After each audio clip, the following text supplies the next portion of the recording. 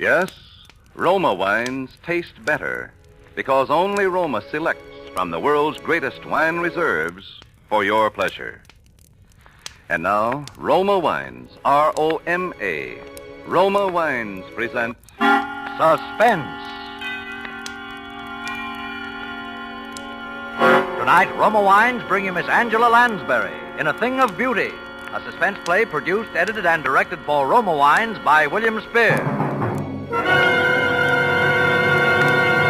Suspense, radio's outstanding theater of thrills, is presented for your enjoyment by Roma Wines. That's R-O-M-A, Roma Wines. Those better-tasting California wines enjoyed by more Americans than any other wine. For friendly entertaining, for delightful dining. Yes, right now a glassful would be very pleasant, as Roma Wines bring you Angela Lansbury in a remarkable tale of suspense.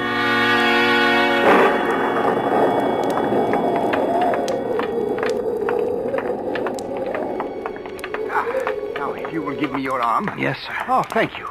I think we shall just miss the storm if we hurry. A rather somber place, isn't it? Well, it gives her seclusion, and that's all she's ever asked for since she came here. That and what little spiritual comfort I've been able to give her. How long ago was that, sir? That she came here, I mean. Oh, let me see. Oh, no, 9. 9 years ago in May. But it was long before that she left the stage. Oh, she was nearly 10 years in an institution, a mental disorder. Though it's not her mind was ever sick or I'm mistaken. They do say she's a bit on the eccentric side, though. Oh, you'll be her spiritual advisor yourself soon enough, when I've retired.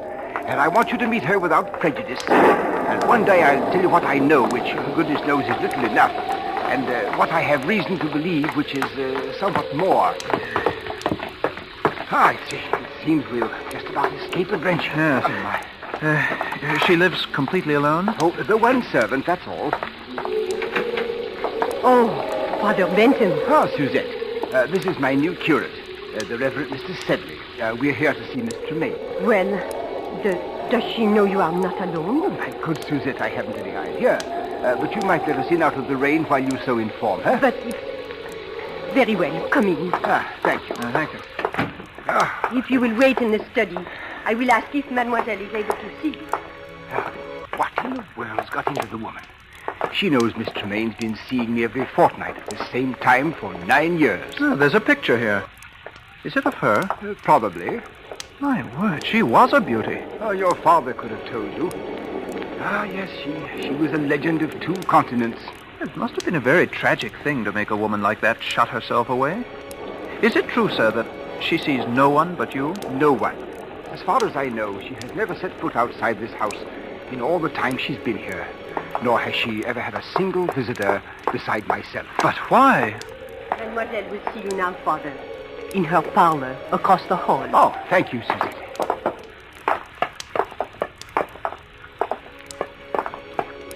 Father Benton.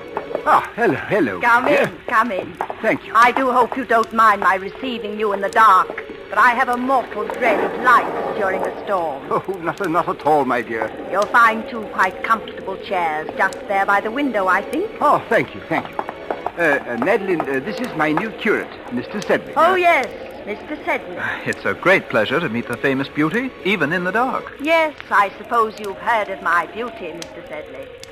You know, as you came in, I was looking at this little gold mirror. Engraved on the back are the words, "A thing of beauty is a joy forever." Keats. Yes, Oscar gave it to me. Oh? He said it was a magic mirror. When you are very old, Madeline, he said, you will only have to look in it to see yourself as you are now, young and radiant and a joy forever. And I've believed ever since that Oscar was really something of a magician. Because you know it's true. Was that Oscar Wilde, Miss Tremaine? Yes, dear Oscar. Dear dead days. I suppose you've already heard of all the wild tales of my lurid past, Mr. Sedley? Oh, no, Miss Tremaine, I assure you I don't believe that Father Bentham has ever caught me in a very reminiscing mood, have you, Father? But since you will one day be vicar here, Mr. Sedley, perhaps it would be better if you heard the truth from me. Miss Tremaine, don't think Oh, the truth is wild enough. It all began, I suppose, when John Gaylord gave me my first speaking part. That was, too far ago to tell. My hair was a little darker. My voice was not quite as rich as it is now. A trifle more silvery, perhaps. John and Nell Garrett were the leads, and my part, well, it was one of those obscure little parts that no one pays any attention to until some obscure little actress comes along and makes the start of a career with it. It was then that I first experienced what will always be to me in all the range of human feelings, the supreme exaltation when you hear the full, frenzied applause of an audience for you alone. Thank you.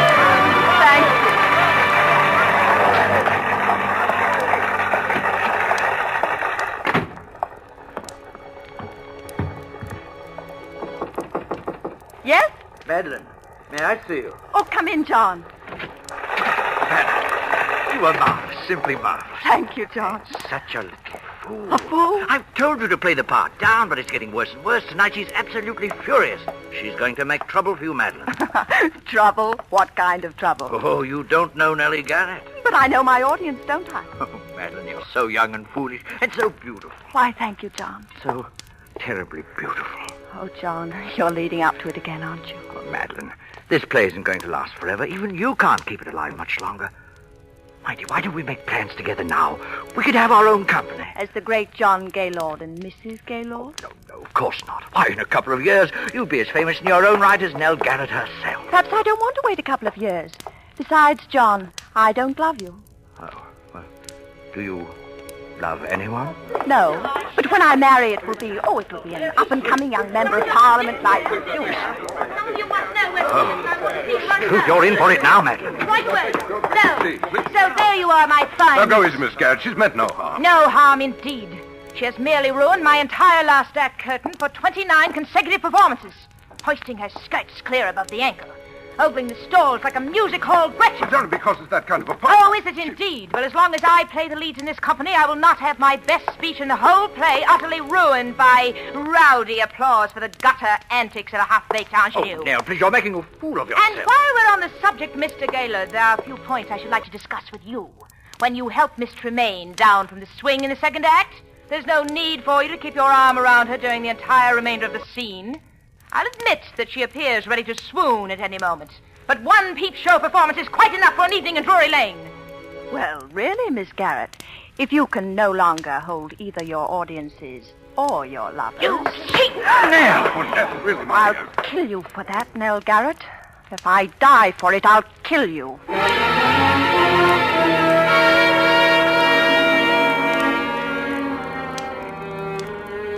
I left the theater and walked aimlessly out into the night, my eyes blinded with tears. Young, yes, foolish as I was, I believe my poor little heart was truly broken. For I knew that Nell Garrett could ruin me with every theater manager in London, and I knew she would. How long I wandered through those misty streets, or where, or even what I did, I shall never know. But just as dawn was breaking, I found myself, by some odd twist of fate, passing by the lodgings of John Gaylord.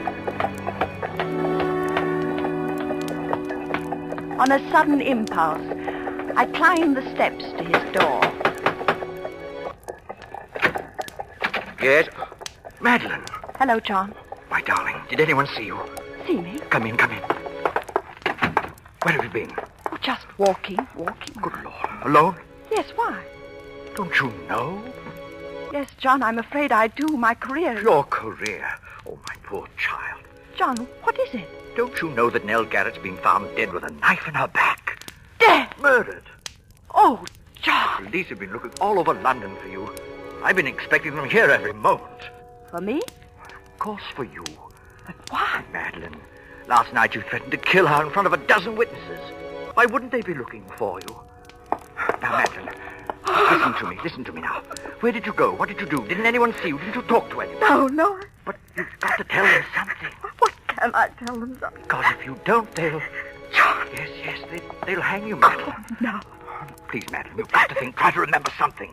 Oh, I'm so alone. If only I had a friend. I have got a friend, Madeline. I'm your friend, believe me. Someone who loved me enough to at least say they were with me. Just a moment. Oh,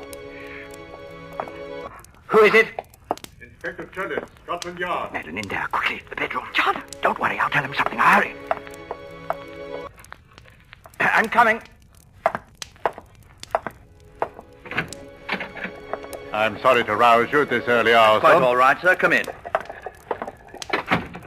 You are Mr. John Gaylord Yes? of the Queen's Players Company, Drury Lane. Yes? Can you tell me, Mr. Gaylord, anything of the whereabouts of Miss Madeline Tremaine? Madeline Tremaine? Yes. Why, did you call me, darling? Oh, excuse me. Who is this lady, Mr. Gaylord? Well, who are you? I'm from the police, madam. Police? There's been a murder. Miss Nell Garrett of the Queen's Company was found stabbed in her home last night. Nell Garrett. Yes. You know her? Why, of course this is... I'm afraid, madam, that I shall have to ask you for your name. I am Madeline Tremaine. I'm so sorry that you find me somewhat in disarray. Miss Tremaine, I'm afraid I shall also have to ask you to account for your whereabouts after you left the theater last night. Very well. Mr. Gaylord can account for my whereabouts. Well, Mr. Gaylord? why, You see, Inspector, it's rather a delicate matter. Because since I left the theater last night, I've been here. Is that true, Mr. Gaylord? Yes, quite true, Inspector. Ah, I see. Is that satisfactory, Inspector? Yes, yes. Well, I don't think I need trouble you any further. For the moment. I quite understand your position, Inspector. It's a terrible, terrible thing. Yes. Well, good day to you. Good day, sir. Oh, Madeline. Yes, John? Madeline, you shouldn't have done it. Why, they'll have the scandal all over every newspaper in the city. Well, a scandal is better than a hanging, isn't it? Oh, but there must have been some other way. Now they'll tear you to shreds. They won't have you in anything better than a music hall for the rest of your life. John, there won't be any scandal if... If what? John, it wasn't just my tiff with Nell Garrett that sent me wandering through the fog last night. I was thinking about something much more serious. What do you mean? I was thinking about what you said. What I had said? John, perhaps I don't really love you yet, but there's no one else. And you're the finest, kindest man I've ever known. Madeline. And now perhaps you saved my life. Oh, Madeline, I love you more than anything else in this world. But I wouldn't have you marry me for gratitude. I wouldn't marry any man for gratitude. Madeline, if I were to tell you that I wasn't here last night either, that I couldn't explain my whereabouts, Oh, I see. would you still marry me? Yes, John, I will marry you.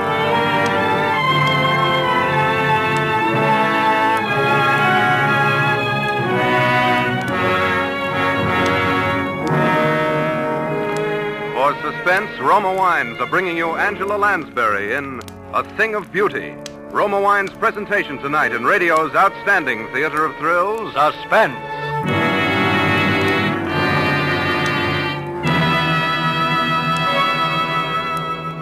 Between the acts of Suspense, this is Truman Bradley for Roma Wines.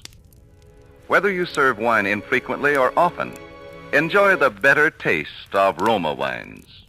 Yes, Roma Wines give you more pleasure with every sip, or better 3 ways, in fuller bouquet, richer body, and better taste. To bring you better tasting wine, Roma begins with California's choicest grapes. Then, with ancient skill and wine-making resources unmatched in America, Roma master vintners guide this grape treasure unhurriedly to tempting taste perfection. These choice wines are then placed with mellow Roma wines of years before. And from these reserves, the world's greatest reserves of fine wines, Roma later selects for your pleasure. This holiday weekend, enjoy rich Roma California port or Tokay. Serve after dinner or in a tall glass with ice and soda as a refreshing warm weather cooler. Served any way, Roma tastes better. That's why more Americans enjoy Roma than any other wine. That's R-O-M-A, Roma. Your best buy in good taste. And now Roma Wines bring back to our Hollywood soundstage Miss Angela Lansbury, who as Madeline Tremaine resumes the recital of her brilliant and stormy career. It is a tale told to two clergymen in a darkened room. A tale well calculated to keep them and you in suspense.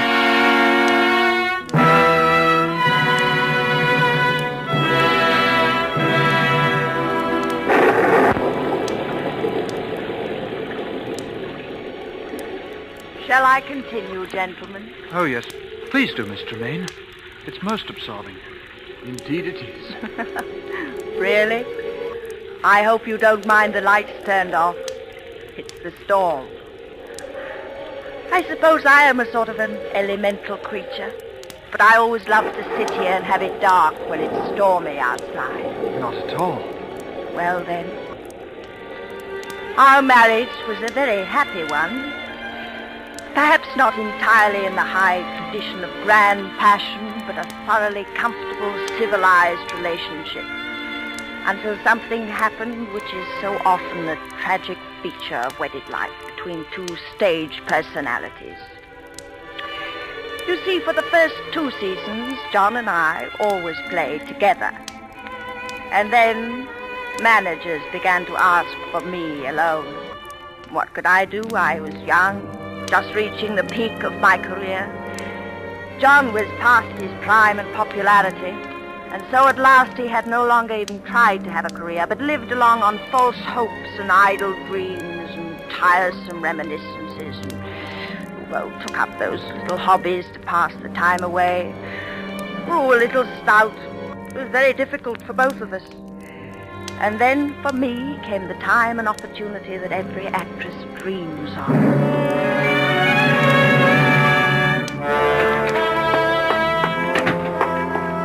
Mademoiselle. Hello, Susette. I've got the most wonderful news. The most wonderful, wonderful news. That you, Madeline?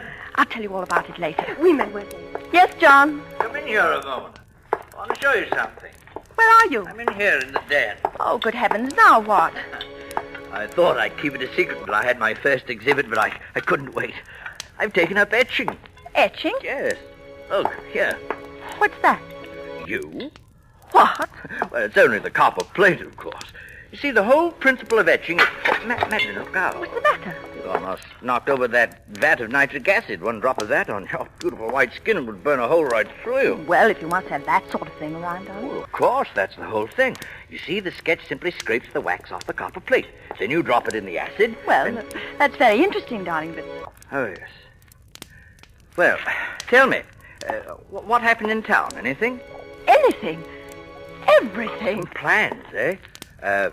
Anyone ask for me? Oh, yes, everyone asked for you, John. I told them you were well. No, I mean, well, I thought there might be a couple of Yes. decent plays for a change. I might consider something. Yes. John, darling, how are you on Romeo? Romeo? Yes, you see, Maxwell has finally asked me to do a Shakespeare repertory. And high time, by the way. I'm starting in Romeo and Juliet, and I need... Madeline, why didn't you tell me Romeo?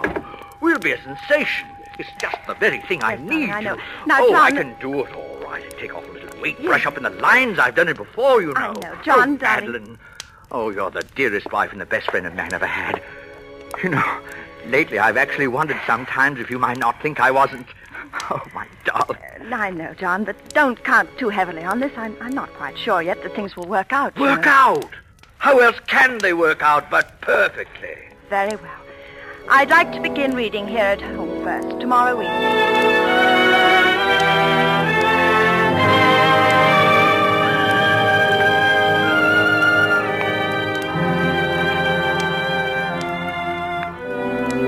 Now, shall we take it again from yet I should kill thee with much cherishing? Of course. No. Yet I should kill thee with too much cherishing.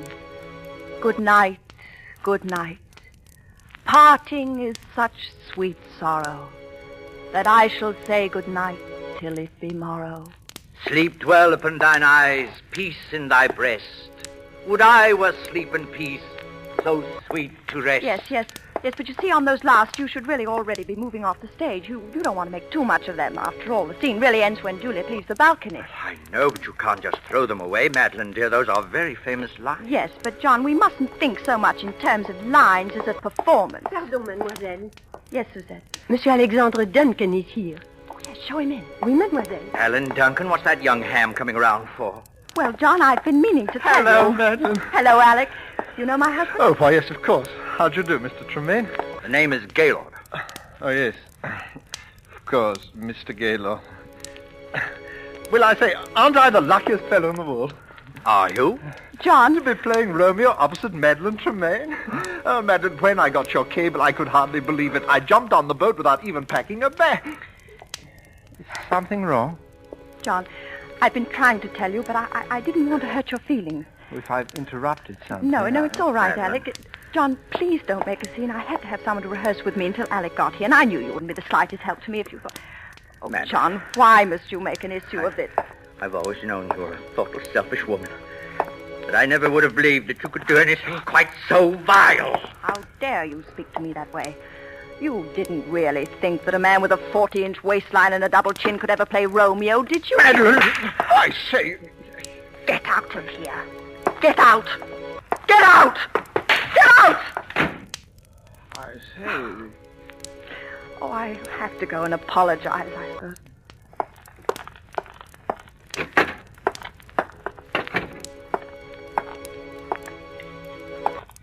John, I want to talk to you. John? Madeline, be careful of that acid.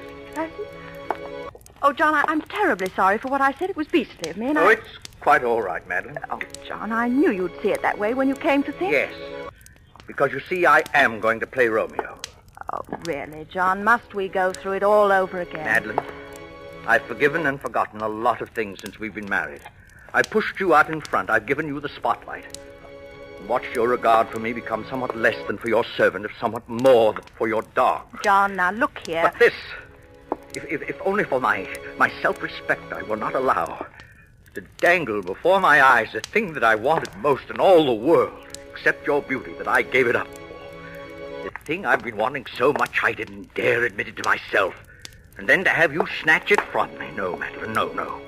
Waistlines and double chins can be concealed, but a mean spirit, never. This one thing you can do for me, and you will. John, really, you're being You see, a fool. I've always known that you married me to save your career and to keep my mouth shut. But there's one thing you haven't known. Where I was the night Nell Garrett was murdered. Where were you? I was at Nell Garrett's home. Well, that explains quite a number of things, doesn't it, John? Madeline, where did you get that gun? I always thought someday I might need one. Don't come near me, John. Very well, John, I warned you. You monster! You terrible monster!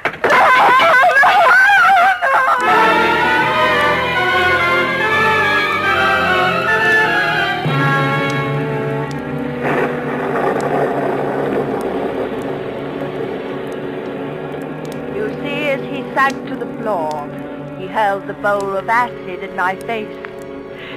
It was a frightful thing. Of course, it was self-defense. And I was never even brought to trial, particularly when I told that it was he who killed poor Nell Garrett. But I suffered a complete nervous collapse. I suppose I never really recovered. And yet Providence always seems kind to leave something to be thankful for, even in the worst of tragedies. Because, you know, not a single drop of acid ever touched me. I suppose if it had, I should be horribly disfigured to this day. Well, have I bored you, Mr. Sedley? Oh, no, Miss Tremaine. Goodness gracious. Well, Madeline, the storm is almost over. I think we'd best push on. Must you? Well, excuse me for just a moment. Oh, of course, my dear. Oh, my word. The poor woman. Yes. I say, look here. What is it? This mirror. It's not a mirror at all. It has a picture pasted in it. The photograph that's in the study. Oh, poor Madeline. Father Bentham, Mademoiselle would like to speak with you a moment before you go. Oh, yes, of course. Very well. I'll only be a moment, Sedley. This way, Father. Thank you. Ah, Father. Well, Madeline, You may turn the lights on, Suzette, as you go. Remember. So that is your young curate, Father Benson. yes, do you like him? He seems like a dear boy, but But what, Madeline? I'm afraid I can't see him again. Madeline, why? Well, I don't want to hurt his feelings, but it would not be the same. You have been my only true friend in all these years, and when you are gone, I would rather be alone again. I'm sorry, sir, but Mrs. Stoats is outside. Her little girl is dying, and when she heard you were here, she... Go away! Madeline! Go away! Go both! Come, sir. Away! Go away! Good Lord. Poor Madeline. It was too much for her. Yes. Oh, she killed them both, of course. The woman and her husband. I think I always must have known it. All these years, she's lived a lie. Yes, but that's not the lie that's hurt her. It was the acid. Acid? Didn't you see her face, sir? You forget, my boy, that I am blind. She has no face.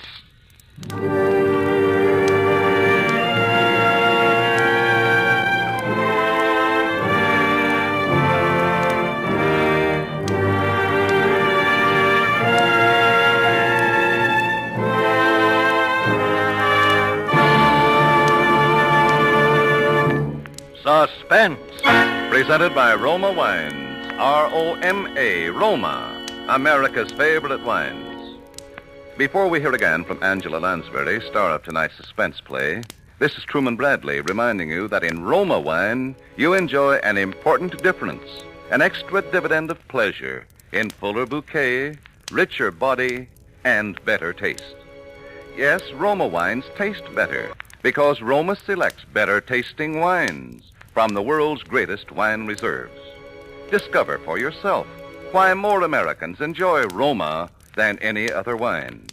This weekend, serve Roma California Burgundy or Sauterne with dinner.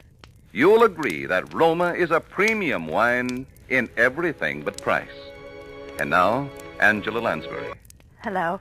I've had many a thrill myself listening to Suspense, and I hope we were able to send a few chills up and down your spines tonight.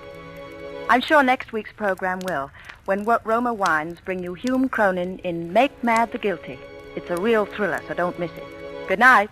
Angela Lansbury appeared through arrangement with Metro-Goldwyn-Mayer, producers of High Barbaree, starring Van Johnson and June Allison. Tonight's suspense play was written by Robert Richards from an original story by Elizabeth Heaston Heish. Next Thursday, same time, you will hear Mr. Hume Cronin as star of Suspense. Produced and directed by William Spear for the Roma Wine Company of Fresno, California.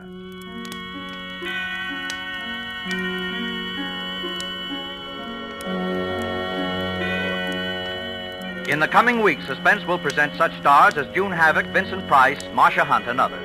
Make it a point to listen each Thursday to Suspense, radio's outstanding theater of thrills.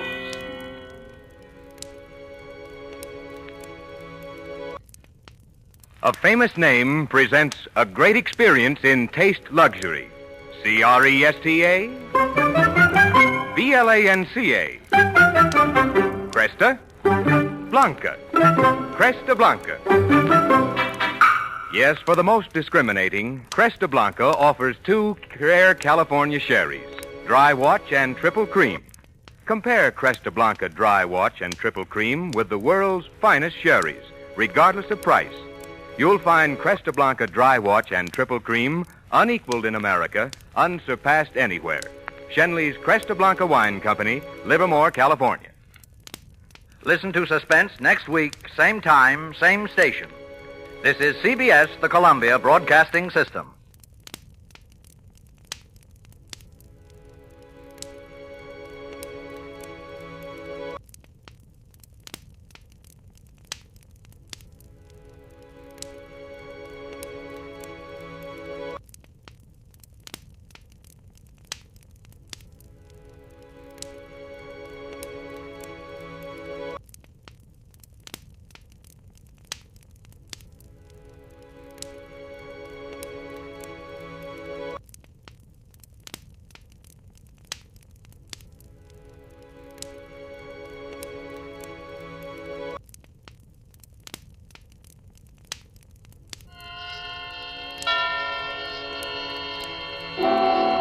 Suspense.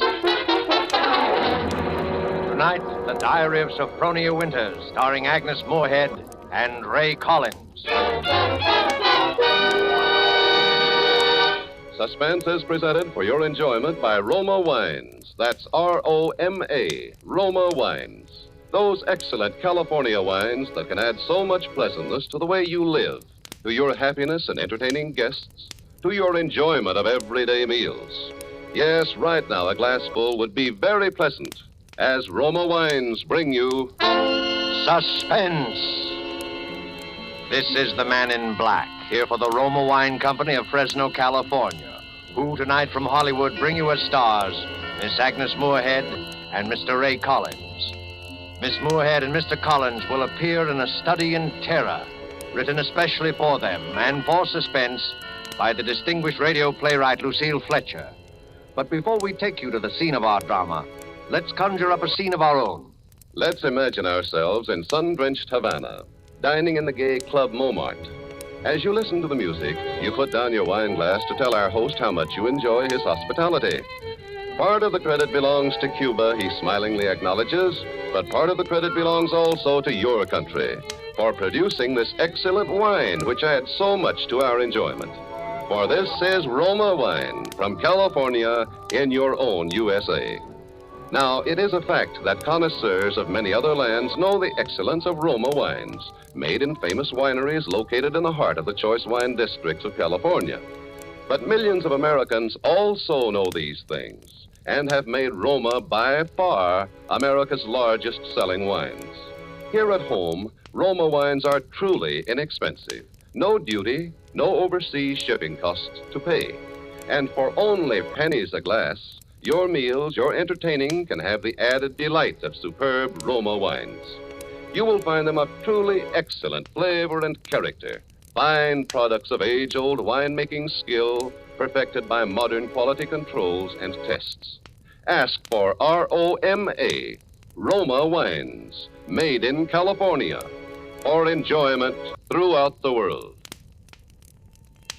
And now with the Diary of Sophronia Winters, and with the performances of Agnes Moorehead and Ray Collins, we again hope to keep you in suspense.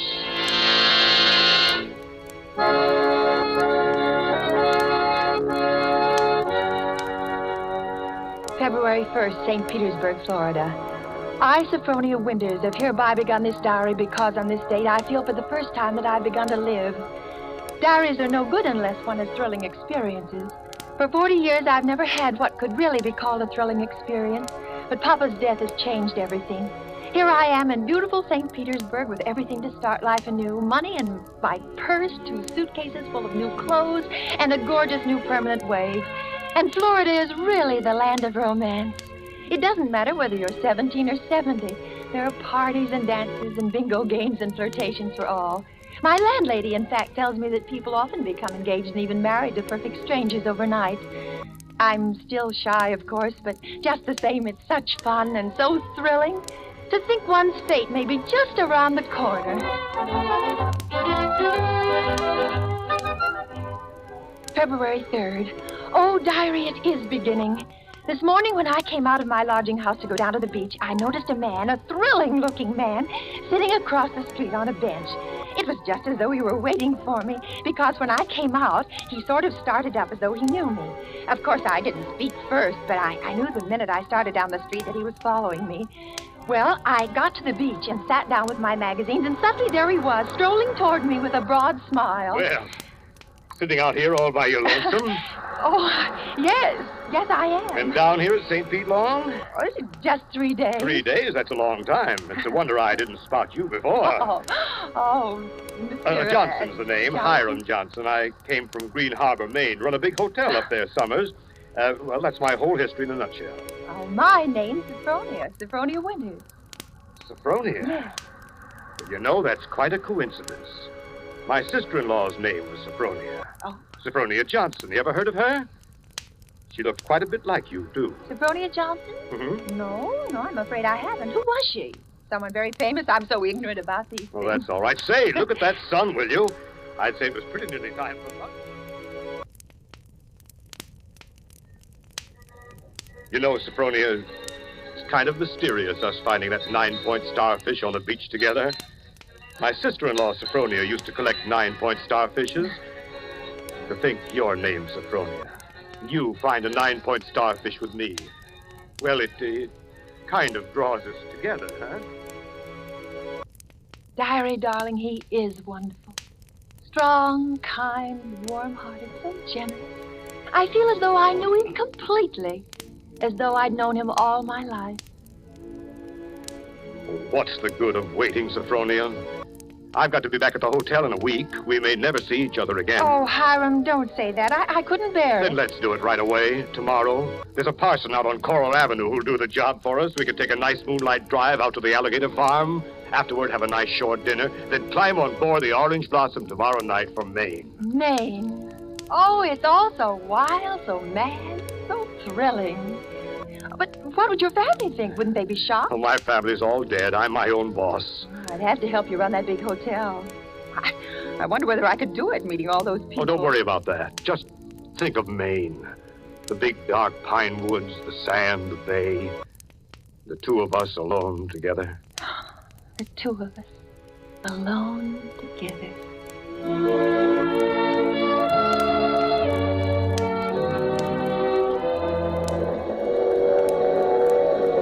February 7th, on board the Orange Blossom. I was married in a wedding dress of Alice Blue Moray, with a frill of white organdy at the collar and wrists, and a rhinestone belt buckle. Hiram sent me talisman roses. I'm pressing one precious flower between the pages of this diary for luck.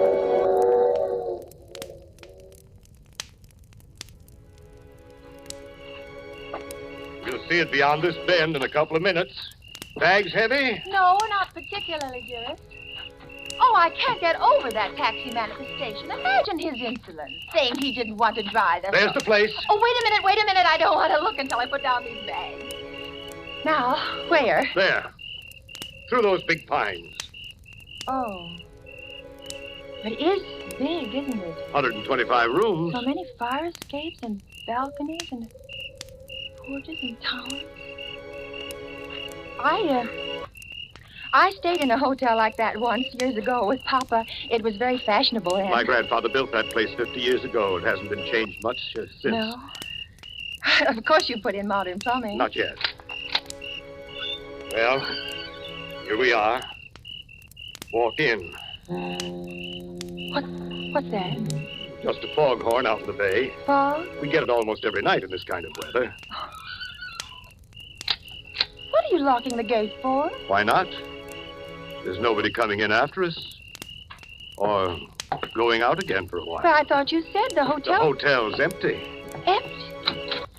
Hiram? What is it now? Hiram, darling, I know it sounds silly, but let's not go in there tonight. Let's wait until morning. Why? Oh, just because it's so dark and empty. There's not a light in the whole place, and no one's expecting us. What'll we eat, and where'll we sleep? Let's stay in the village just for tonight. I've got things to eat and a place to sleep. Come on. Oh, my arm, Hiram! Hiram! You remember my telling you down in Florida about my sister-in-law, Sophronia? Well, that's her, over there on the wall. Take a look at her. Hiram, darling, just now you hurt me. Do you realize that? You twisted my arm. I said take a look at her. Tell me what you see. Well, the glass is very dusty. She must have died many years ago. And her face is sweet. It's very sweet. Her eyes, something very sad and wistful about her eyes. She was a murderess. She was hanged in Portland 25 years ago for the murder of my brother Ephraim, here in the lobby of this hotel. She murdered him in cold blood with an axe, that fire axe hanging over there on the wall. It was a summer day. There were guests sitting on the front porch in the rockers. It was just after lunch. My brother Ephraim was sitting at the desk counting his loose change. My mother was crocheting an antimacassar in that old wicker rocking chair. Sophronia came downstairs, humming a hymn. Oh, don't, Hiram. Please, don't tell me anymore. Why not? Well, it makes me nervous to hear it like this in this big, shadowy lobby. And your eyes, Hiram. Hiram, you're acting so strange. What's the matter with you, Hiram? I know it was a terrible tragedy, but it happened 25 years ago. Don't touch me, Sophronia. Don't touch you. Do you remember what I said to you in Florida? What did you say? You said a million sweet and wonderful things to me, I Hiram. said you resembled my dead sister-in-law. Look at her again. Look at her closely. Sophronia. Why? Oh, no, I can't. It's too horrible. I can't look at her face with any pleasure now, knowing she was a murderess. You're afraid to look, is that it? No, not afraid. You... Hiram! Please, my arm. Oh, very well. I'll look. Now, stand there quietly. Like that. Take off your glasses. That's all I wanted to see. That's all.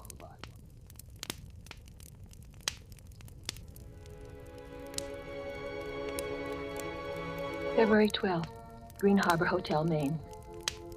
I cannot understand it. I try to fathom it, but my head aches and my heart is heavy. The hotel is deserted, unchanged, and apparently uninhabited for 25 years. Wash bowls and pitchers still stand in the empty rooms, covered with spiders and cobwebs. Dust is everywhere, and the printed regulations on the walls are tattered and yellow with age.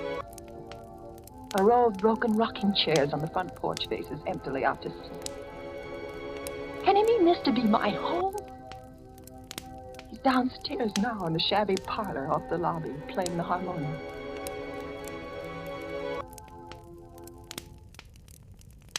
Sophronia? Yes? Yes, Hiram? Sleeping? No, dear. Well, why is your door locked? Come out. I want to show you around the place. It's all right, dear. I've seen it. I've seen just about everything. No, you haven't. You haven't seen the grounds at all. The grounds? But Hiram, it's after midnight. I want to show you where my sister-in-law, Sophronia, is buried. Well, not tonight, dear. Please, it's so late and I have a headache. Open the door, Sophronia. I want you to come now. No, I shan't. Now go away and let me alone. I won't.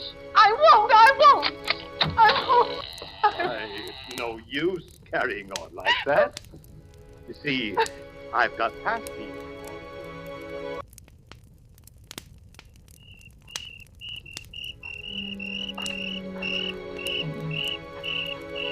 And beyond where those 4 birches are standing, it's where my sister-in-law, Sophronia, was laid away 25 years ago. It was the biggest funeral in the neighborhood. Folks crowded outside the gate with the dozens trying to get a look, but we wouldn't let them. Buried her ourselves, without a service, out here by herself on the grounds. Ephraim is buried in town, but not Sophronia. I had a feeling that I'd have to keep an eye on her even then. Keep an eye on her? Oh, I knew she was one of those restless sleepers who wouldn't stay quiet in her own grave. I knew before the year was out she'd find some way to start roaming around, hunting for mischief again. She was a young she-devil to the core, Sophronia. They could hang her till doomsday. It wouldn't do any good. You mean you think she haunts this hotel? No, not this hotel. She never had any use for it, dead or alive. No, she makes for the warmer climates. She was always a cold-blooded little fish, freezing and shivering all the time. It's places like California and Texas. And Florida she makes for. Florida? Yeah, that's one of her favorite haunts. Particularly around St. Pete. She likes the flowers and the sun. And the romance. Hiram, I feel cold. Do you mind if I go inside now? Just a minute. I haven't explained everything. You think I'm crazy, I guess. Crazy. But I'm a lot smarter than some people give me credit for. Because you see, I have found her. Now. 3 times.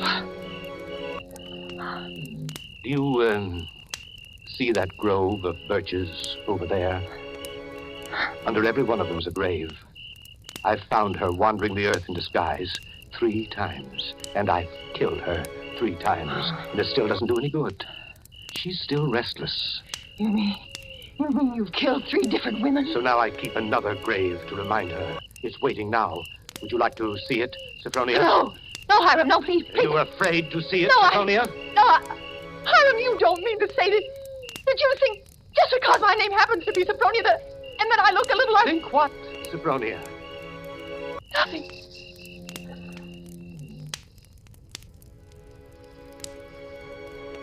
February 14th. My mind is made up. I've made a terrible mistake. I must get away from this place. I must get away from Hiram as quickly as I can. when he generally sits down in the parlor and plays the harmonium. I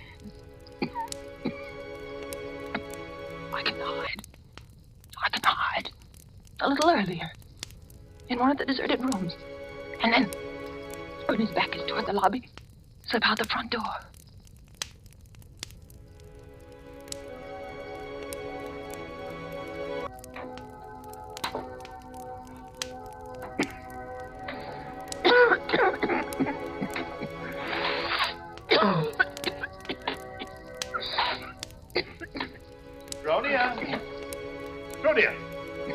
Sophronia!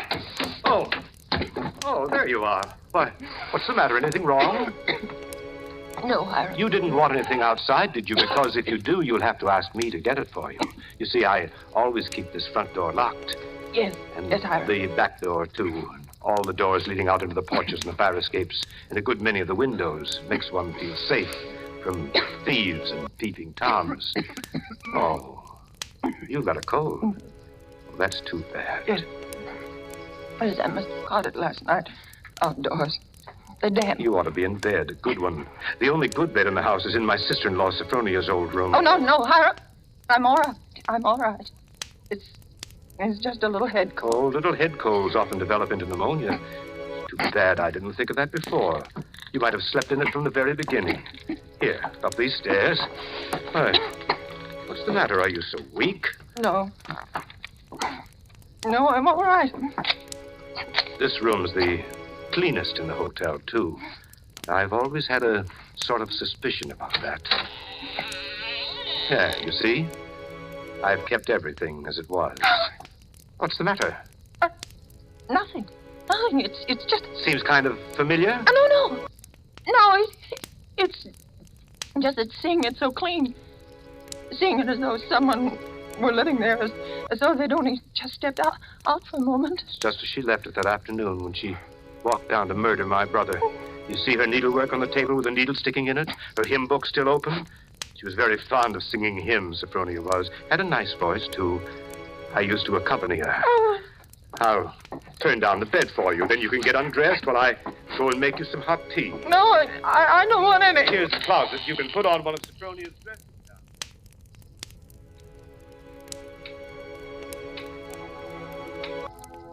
Diary, I'm beside myself.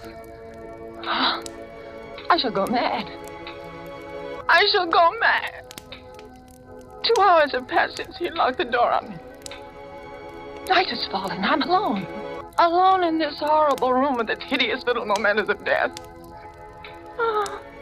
I'm sitting here at her little wicker table, trying to be calm, trying to write this. Somehow, when one writes about a thing, it doesn't appear so real. My hand is just brushed against her needlework, her hymn book. I can't bear having them near me. I must get them out of my sight anywhere in that closet or bureau drawer. Ready for your tea? No. Yes, Hiram. Oh, why aren't you in bed? You'll take worse cold, you know. Well, I'll get in bed in a minute. First, Brushing up on your needlework again. My needlework? You've got it in your hand. Have I? Oh, yeah. Yes, so I have. Oh, but I wasn't working on it, Hiram. I swear I wasn't. I've never done a stitch of needlework in my whole life. I don't know one embroidery stitch from another. Now, let me show you. Look. I don't even know how to hold the needle. No, get into bed, Sophronia. You're feverish. Before we go on, Hiram, before you go on thinking, we've got to have an understanding. You've got to let me explain. I was born in 1892 in Kalamazoo, Michigan. My name is Sophronia, that's true, but they named lots of people Sophronia. I was named for my grandmother. She just died.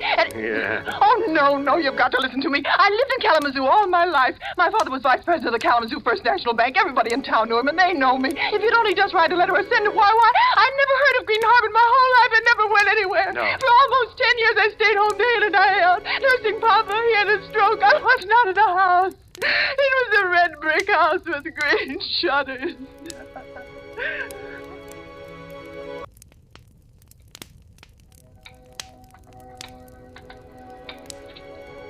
February 15th. Now I live only from moment to moment, listening to each creak upon the stairs.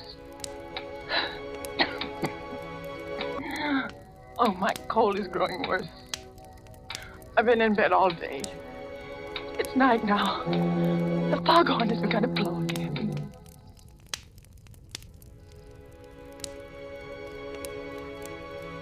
February 19th. I woke up early this morning after a wretched night, and the date was burning in letters of fire in my brain. If he's planning to kill me, it'll be today.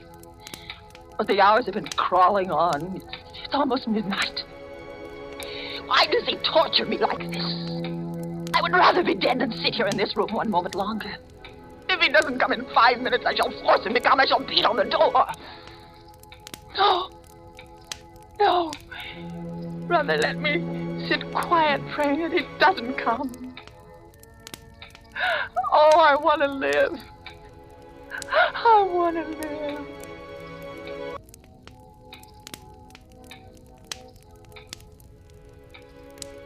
Sophronia! It's come. Sophronia, come downstairs. I want you to sing me a hymn. Sing. Sing. He never asked me to sing for him before. But she sang. I can't sing, dear. I told you that long ago. Did you? Well, I've forgotten. And besides, how can I come downstairs when my door's locked? It's unlocked. Try it. Unlocked.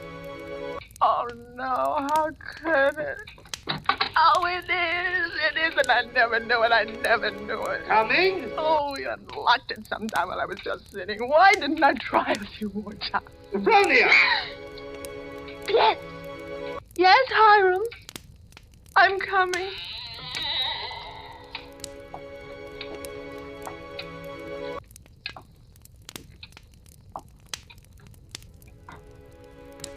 Hiram? Where are you? In here. In the parlor. What are you doing there, Hiram? Waiting to hear you sing. You're at the harmonium? Yes. All right. I'll sing. I haven't sung in years, but I might as well. I'll sing for you out here in the hall. My voice will carry better. It always did carry better in the hall, didn't it, Sophronia? So you remember that, too. Of course, you know both the front and back doors are locked. Yes, Hiram, dear. Shall I sing, too, Sophronia? Would you like me to sing along with you? If it pleases you, Hiram. Work, for the night is coming. Work in the morning sun. Work, for the night is coming. When man's work is done. Work while the daylight darkens. Work in the summer sun. Work, for the night is coming.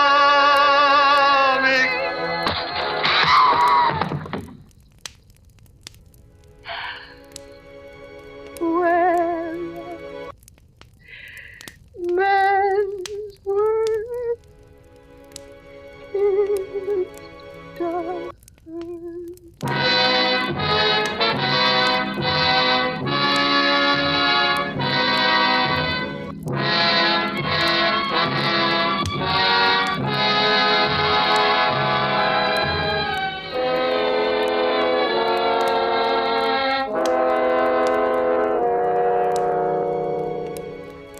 There's only one more page. Shall I read it to you? Yes, go ahead. March 22nd. I've been sick, I think, for a very long time.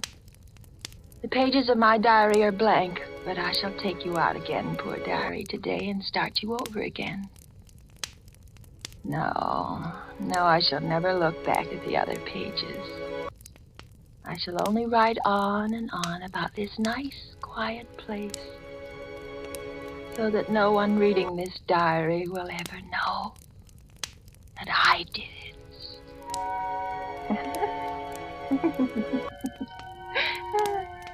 But I did do it, Diary. I was smarter than he. When I opened that door at the head of the stairs and heard the music, when I saw the fire axe still hanging on the wall.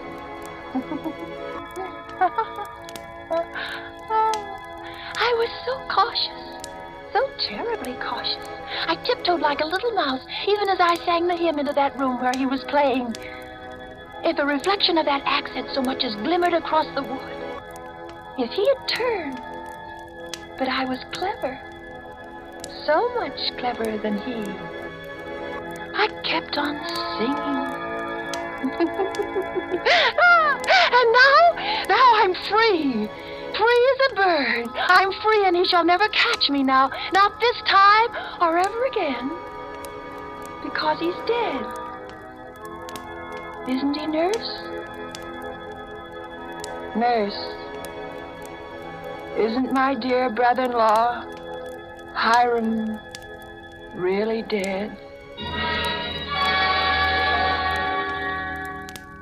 Yes, miss, he's dead. And now I'll thank you to hand me over that diary. The doctor doesn't approve of the patient's writing anything.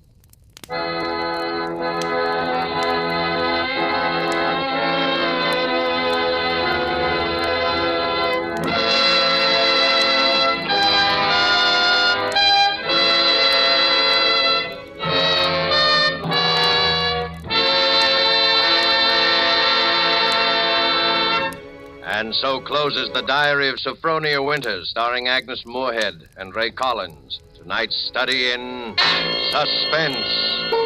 Suspense is produced and directed by William Spear.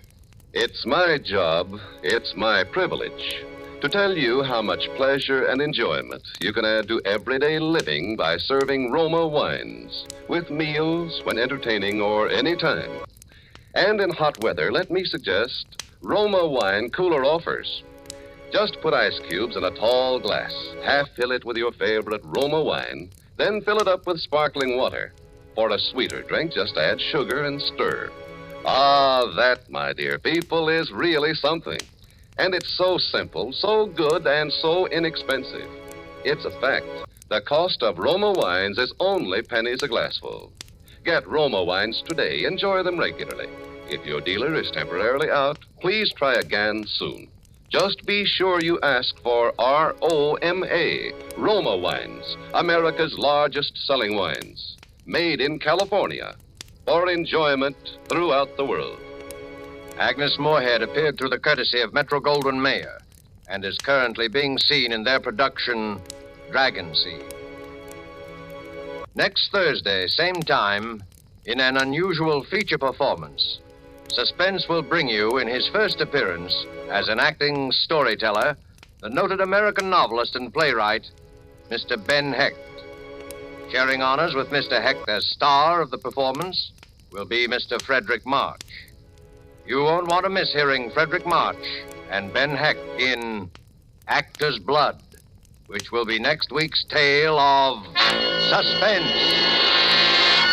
Presented by Roma Wines, R-O-M-A, made in California for enjoyment throughout the world.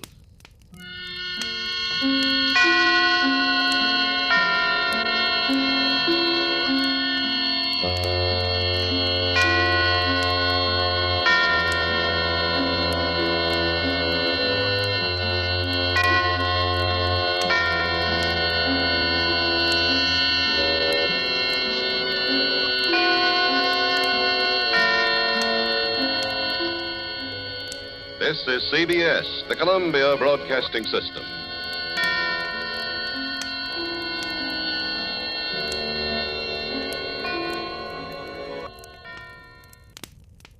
Now, the Roma Wine Company of Fresno, California presents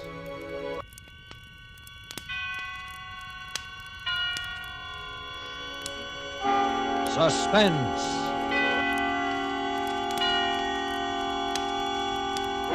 Tonight, Roma Wines bring you Mr. Lloyd Nolan as star of Murder for Myra, a suspense play produced, edited, and directed for Roma Wines by William Spear. Suspense, radio's outstanding theater of thrills, is presented for your enjoyment by Roma Wines. That's R-O-M-A, Roma Wines. Those excellent California wines that can add so much pleasantness to the way you live, to your happiness in entertaining guests, to your enjoyment of everyday meals.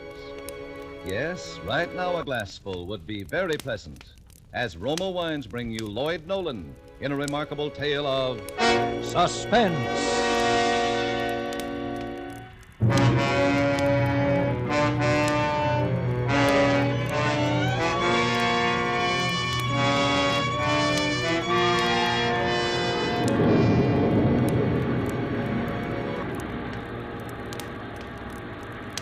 It was raining hard.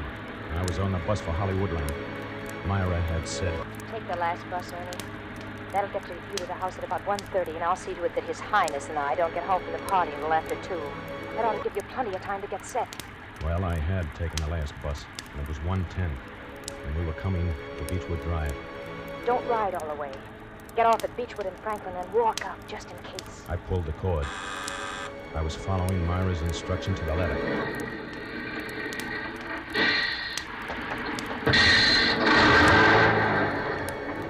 It was raining harder than ever when I got off the bus. I turned up my coat collar and started up the hill. It was 4 blocks to the house. When I got to Midway, I stopped under a tree. I was soaked to the skin. Then I saw the headlights of a car coming down the hill. I ducked behind the tree. When it had passed, I struck out again. The house was dark. I walked up the driveway to the rear. Go in through the kitchen door. I'll leave it unlocked. I tried the door. It opened. I stepped in. I stood still, listening for sound. Then I closed the door. Don't turn on the light, remember now. Then look for the lipstick on the table.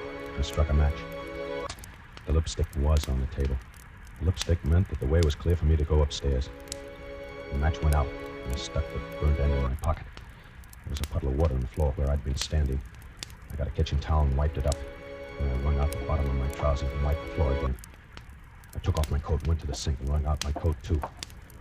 I looked at my watch. It was 1:55. Didn't have any too much time. Myra and the old man would be returning any minute now. So I walked into the next room. It was the dining room. The door on the other side of the room was open. Led into the hall. I could see the stairs. I walked into the hall and started upstairs. And the match went out. When I got to the top, I lit another. Our bedroom's the first door on your right. I opened the door. Saw the twin beds. I'll keep him late at the party, so that by the time we get home, he ought to be pretty knocked out and fall asleep in no time. He'll have been up since 6 a.m. And there was a clothes closet. I opened the closet door and stepped in. You'll find the hammer on the top shelf. I'll hide it behind some old hats of mine. I was groping for the hammer when I heard a car turning into the driveway. My first impulse was to run to get out of the house. Not that the time had come. I was afraid. I was deathly afraid. I started for the door and... You've got to go through with it, darling. It's the only way. It's his life or mine. Don't you see? If you love me, you'll do it. I took hold of myself. I stepped back into the closet and closed the door. I recalled thinking, this can't be me. Ernest Cobb hiding in the dark with a hammer in my hand, waiting to kill a man I don't know. Man I've never even seen. Waiting to murder him in his sleep. This must be somebody else.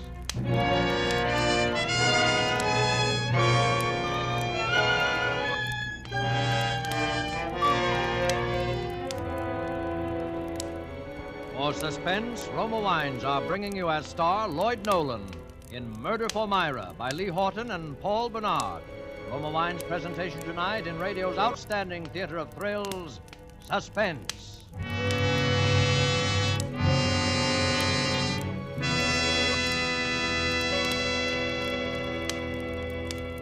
Elsa Maxwell's ideas on gracious entertaining are followed by women all over America.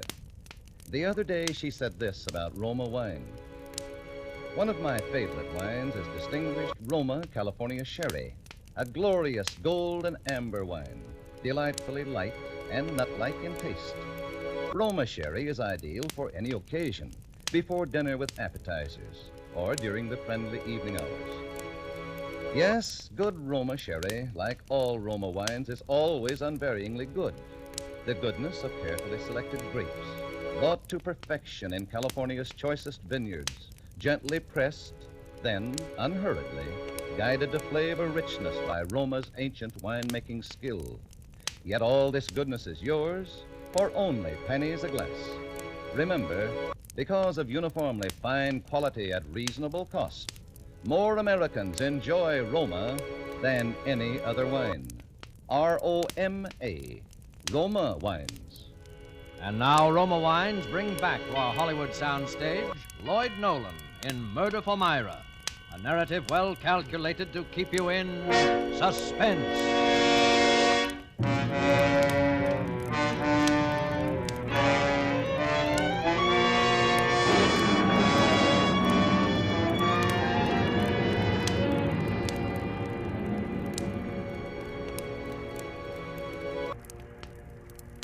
I stood in the closet and waited. I could hear voices outside in the driveway and the slam of a car door. The hangers loaded with clothes are poking me in the back, tipping me off balance. I was standing on a pair of man's shoes. His shoes. I kicked the shoes out of the way and shoved some of the hangers back and closer together. I listened. There was some sound from below. But everything was quiet again. And then I remembered Myra saying that they shared the driveway with the folks next door. I put down the hammer. It must have been the neighbors coming home. I opened the closet door and stepped out. Still a little time yet.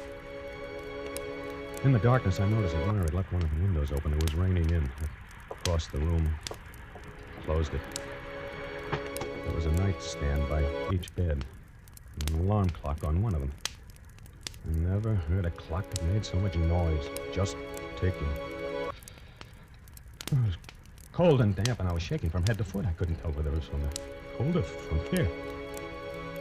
I sat down on the edge of one of the beds.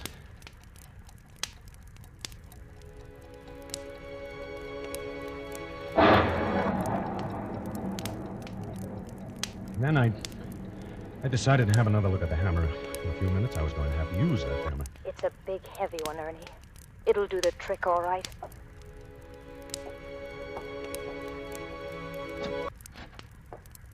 I felt along the floor of the closet for the hammer. Then I hefted it experimentally. It was big and heavy. The kind that would smash a human skull. Pulp. I looked at clothes hanging there, many of them his clothes. In the flickering light of the match, one garment caught my eye, probably because it was long and white and had big gaudy flowers in it. It was Myra's negligee. She'd been wearing it that morning when I first met her 5 months ago.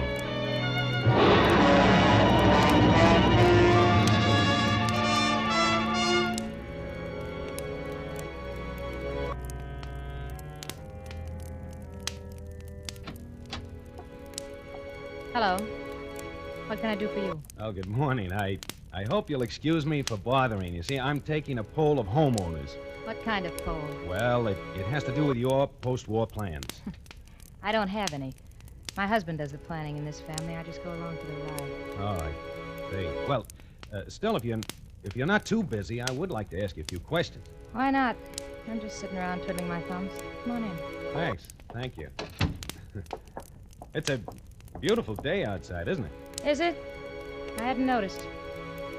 I sat down on the sofa and opened my portfolio. I felt ill at ease. Bare emotions do that to me, and Myra's emotions that morning were as bare as her throat in that low-cut negligee. I knew right away that she'd had a row with her old man. In my business, you get so you can figure out things like that. And that was as plain as the nose on my face. My nose was pretty obvious that day. I'd been to the beach and I was burned to a fiery red and my nose was peeling. She laughed then. At me, I guess. You got quite a case of sunburn, Mr. Cobb. Ernest Cobb. Yes, I have, haven't I? That's too much beach, I guess. I haven't been to the beach in 2 years. Oh, don't you like it? Sure, but what difference does that make? His Highness doesn't. His who? My husband. Let's have the quiz. Oh, yeah. Yes, of course. Now, first, your name is... Blair. Myra Blair. His name is Ray. And, his business? He's an aircraft engineer. A scientist. And you don't work? No, I'm just the housewife. The little homemaker. You don't sound as though you fancy the role, Mrs. Blair. I hate and despise it. No, that's a shame. Any children? Yes, a daughter of 4 named Julie. She's at nursery school. And now for the questionnaire. Are you do you know whether or not your husband is planning any extensive repairs or remodeling on your home after the war? I haven't the foggiest notion. It's like I told you, I'm part of the decorations here. What I think and how I feel doesn't count. Oh. I suppose you think I'm talking out of turn. Well, I am. I'm sick and tired of the whole mess. He comes home and smokes his filthy pipes and tinkers around his workshop down in the cellar, and I just sit here. Night after night, it's the same thing. Look at me. Am I so hard to take? Well, he's probably just got his mind on other things. Yeah, I know. Planes. That's all I hear. That's the war, Mrs. Blair. He's phooey. It was the same before the war started. I'm not getting any younger. I want to have some fun. Do you blame me? But no. I think everyone's entitled to some fun and good times, Mrs. Blair. Call me Myra. I never did like being called Mrs. Blair. About the questionnaire. Now, perhaps you can answer me... Phooey to the questionnaire. I'm sorry. I'm just in a nasty mood, that's all. I had a fight with him last night and another one this morning. I had to blow my top to someone. You just happen to be it. Oh, that's all right. About your questions, honestly, I don't have the answers. It's like I said. Sunburn of yours, you better do something about it. Well, it does burn pretty much, all right. My hands are cold. Does this feel good? She bent out over me, and I can feel a breath in my ear. One lock of her hair fell away from the forehead, and it brushed my nose. Then her fingers touched my face, and I did something crazy. I reached up and grabbed her by the shoulders and kissed her on the mouth. And the next thing I knew, she was in my arms. She was kissing me and sobbing in a sort of a spilling over of emotions that left me scared and limp as a dish rag. Oh, there, that's... You're gonna change things, aren't you, big boy? Sure. You'll help me? Sure, I'd do anything for you. Anything.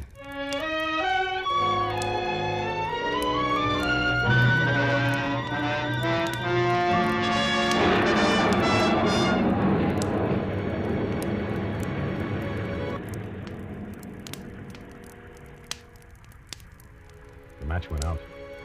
The negligee merged back into the other clothes there.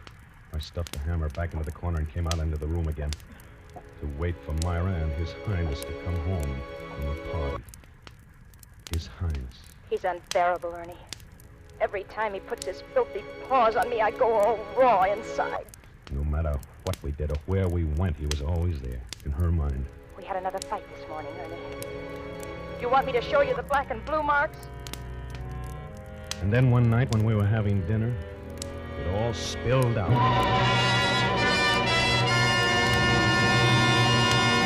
There's only one answer, Ernie. I gotta get rid of him. Well, that's what I've been saying all along. You've got to divorce him. No, Ernie. That isn't what I mean. Well, then what? I mean I'm gonna have to do away with him. Myra. What? You're out of your mind. You don't know what you're saying. Oh, yes, I do. I've thought it all out. Myra. Don't say such a thing. Don't even think it. What you're suggesting is... Murder, Ernie. That's right. Murder. Didn't sleep that night. And yet, worried as I was, that the idea didn't seem real to me. Murder. It was something you read about, something for gangsters and madmen to traffic in. It wasn't a thing that could touch me, Ernest Cobb, or Myra. She didn't say anything about it. The next time we were together, I thought she'd come to her senses. She'd just been upset. And then one night we went rowing in Westlake Park.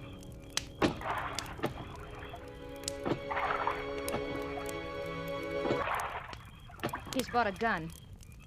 He's threatened to kill me. He wouldn't dare. It's him or me, Ernie. I gotta get rid of him.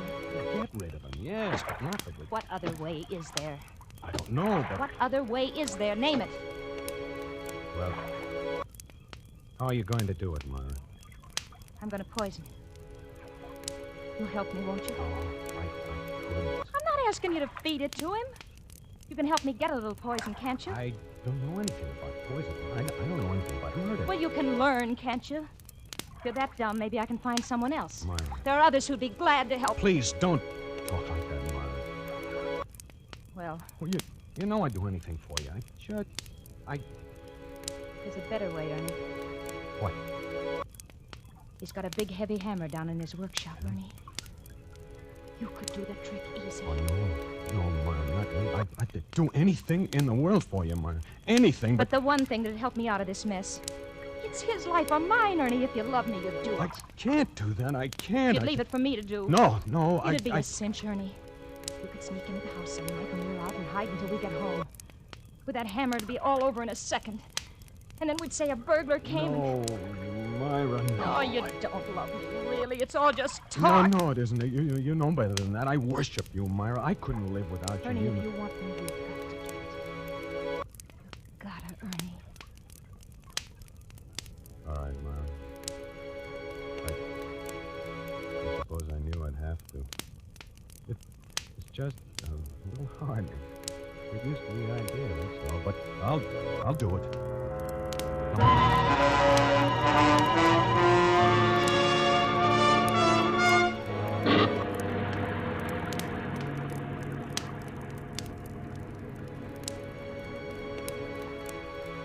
I looked at my watch. It was 2:10. I'd be home soon. I lost my nerve once and started downstairs, and someone walked past the house, that's all. Just walked past the house. I ran back up into that bedroom with my heart pounding so that it drowned out the sound of the clock. And the headlights of a car flashed across the wall. A car that was turning into their driveway. There was no mistaking it this time. This was it. I could hear the voices of a man and a woman. The woman's voice was Myra's. Slam up a car door. Footsteps on the cement driveway. I eased back into the closet once more. Felt for the hammer on the floor and closed the door. All but a little crack. Then I heard the front door open and close. Somebody walking upstairs.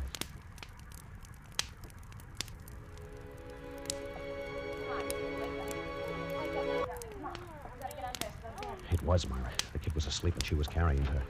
That's the girl, that's the girl. Stand up, that's it. Turn around, darling, so Mama can unbutton your dress. There, you go in your own room, dear. Take off your shoes. Mama will be right in. We were walking toward the closet. Ernie, are you there? Yes. I knew she was standing there, but I couldn't see her. I groped for her in the darkness. My hand touched her shoulder, and then she was in my arms, her body pressed against mine, and I was kissing her. Did you find the hammer? Oh, Myra, I Did you find the hammer? Yeah, the hammer, yes. He's putting up the car. He'll be up in a minute. Myra, it's all off. I can't do it. You've got to. I can't do it. Ernie, listen to me. I can't. I tell you, I Shut can't. up and listen to me. Ernie, you say you love me. No, I do. I worship You you. want me, don't you? More than anything in the world. All right, then. If you want me, you got to do it. But I... Coming, darling. Quick, Ernie, you'll do it. I'll do it. Of course I'll do it. I knew you would. She kissed me and closed the door. And then I heard him coming upstairs. He came into the room and switched on the light. I heard him moving around. I figured he was undressing and getting ready for bed. Well, is she asleep? We'll be in a minute. That kid isn't getting enough sleep, Myra. Now, don't start that again, please. Where are you going? Oh, the clothes closet to get my pajamas. Why? I held my breath. I'll get him for you. I flattened myself against the wall. She opened the door, reached for the pajamas. Our eyes met for an instant, and she was gone. The door closed. Here you are. Well, thanks. What are you hiding in there? What do you mean hiding? Well, the way you made a dive for that door, I thought nuts. that... What would I be hiding? I don't know. I just said... What are you doing? Say, what's the matter with you tonight, Myra? There's nothing the matter with me. Why? Why are you so jumpy? Well, can't I ask you what you're doing? Fooling with the clock? Sure, but why jump out of your skin? I'm just setting the alarm. It's already set. I'm setting it ahead for 4 o'clock. Why? Because I got to be at the plant at 5 this morning. I've got a trial run. Oh. This was something we hadn't figured on. I looked at my watch. Well, it's 3 now. You won't get much sleep. I know it, but I can't help it. Don't put the clock on my table. Put it on your side, where it always is. Okay, if it's so important. Hey, how did all this water get on the floor here?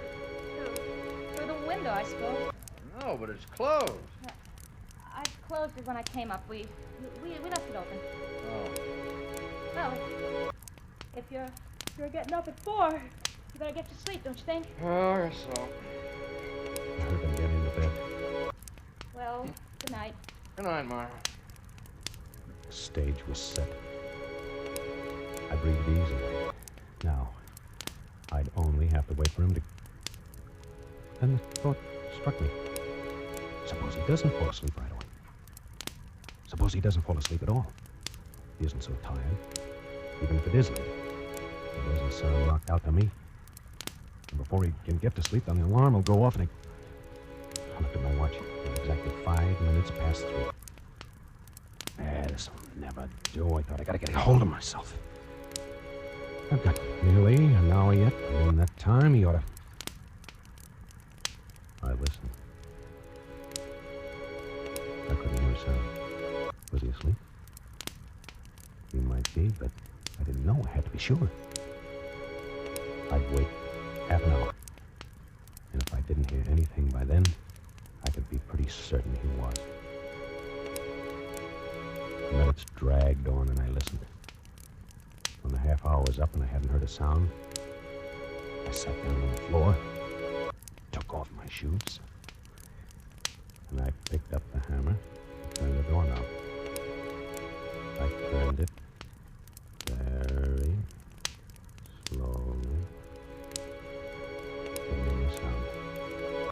Then I opened the door and stepped into the room. Who's there? Who's there?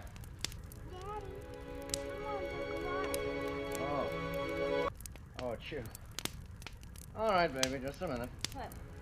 What's the matter? Oh, it's the kid. She wants to drink water. No, don't get up. Don't get up, Ray. Go back to sleep. I'll get it. I stepped back into the clothes closet and closed the door. I felt the blood drain from my head. I leaned against the wall. I heard Myra go into the kids' room. And then I slid to the floor.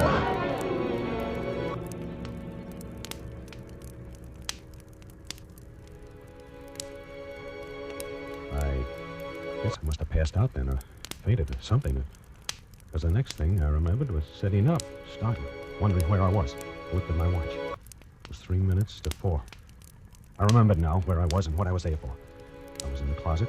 There was a man on the other side of the door that I had to kill before an alarm went off.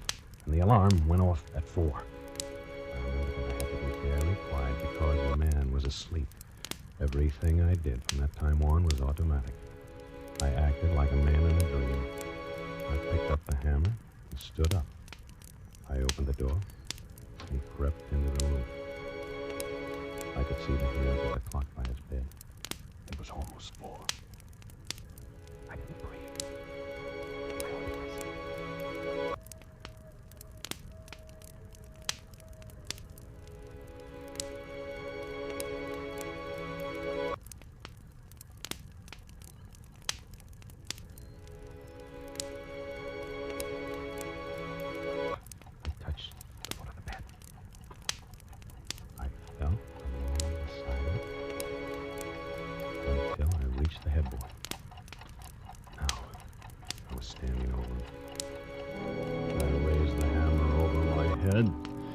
Swung down, and I hit him again, and again, and again.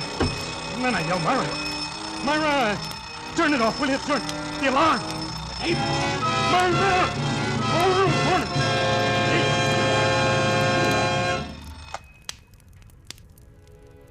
Then the light went on, and I was looking at a man sitting up in the other bed. And he was pointing a gun at me. Hello, Ernie. Moved the clock. You saved me a lot of trouble. I looked down at the bed I was standing over. And I saw Myra. And blood. And a hammer. And suddenly I felt an insane desire to live. And then a sob caught my throat. I couldn't control myself. I started to laugh. I couldn't stop.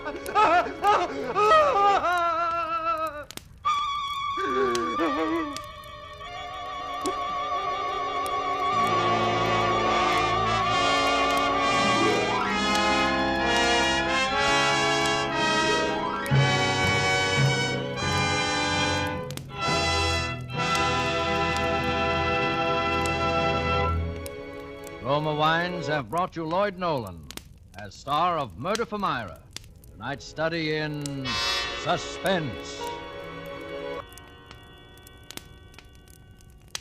This is Truman Bradley for Roma Wines, the sponsor of Suspense. August, one of the warmest months, calls for tall, frosty iced drinks. And famous hostess Elsa Maxwell recently said, "I've discovered the perfect hot weather drink. Wonderfully cooling and refreshing. One that guests really go for.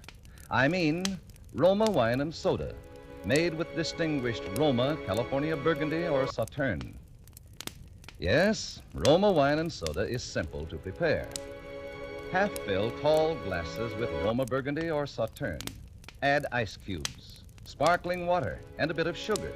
And for a decorative touch, garnish with cherries or fruit. And be sure to use Roma wine, always uniformly good, yet costs only pennies a glass, so you can serve it often.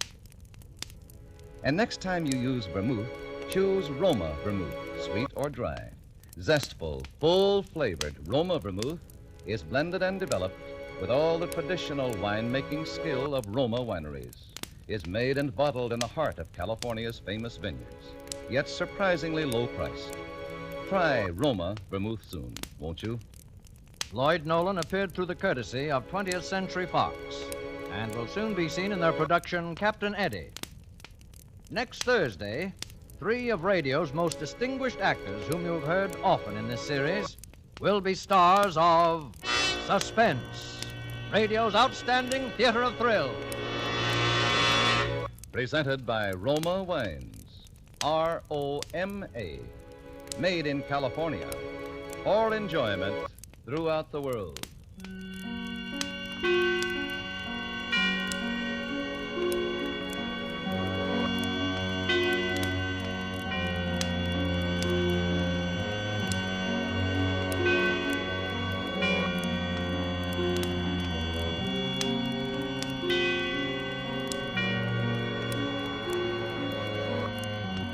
This is CBS, the Columbia Broadcasting System.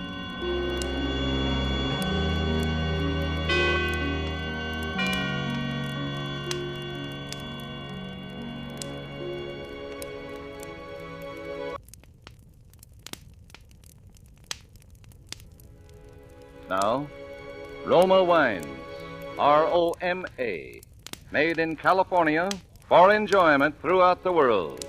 Roma Wines present Suspense.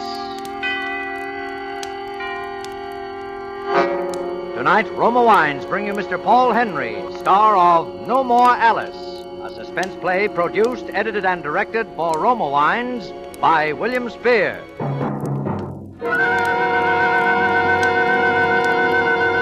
Suspense, radio's outstanding theater of thrills, is presented for your enjoyment by Roma Wines. That's R-O-M-A, Roma Wines. Those excellent California wines that can add so much pleasantness to the way you live, to your happiness in entertaining guests, to your enjoyment of everyday meals. Yes, right now a glassful would be very pleasant, as Roma Wines bring you Paul Henry in a remarkable tale of Suspense.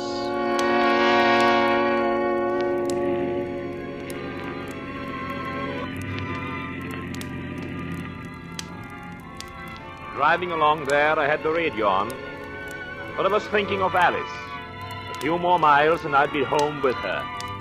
I was thinking how her teeth gleamed through her twisted smile she'd got in the habit of wearing. How white and inviting her throat was. I was thinking of her voice when she accused me of being in love with Elisa Waters. Cold, shrill, full of bitterness. Your attention, please. A prison break has been reported by Warden J.G. Johnson of Greystone Penitentiary. At 9:15 tonight, less than 1 hour ago, the notorious Frankie Tatum shot his way out of the death house at State Prison, killing 2 guards and wounding 2 others. All state and local police, as well as all motorists in the vicinity of Greystone, are warned to be on the lookout for this escaped convict. Once again, the name is Frankie Tatum. He is armed and dangerous.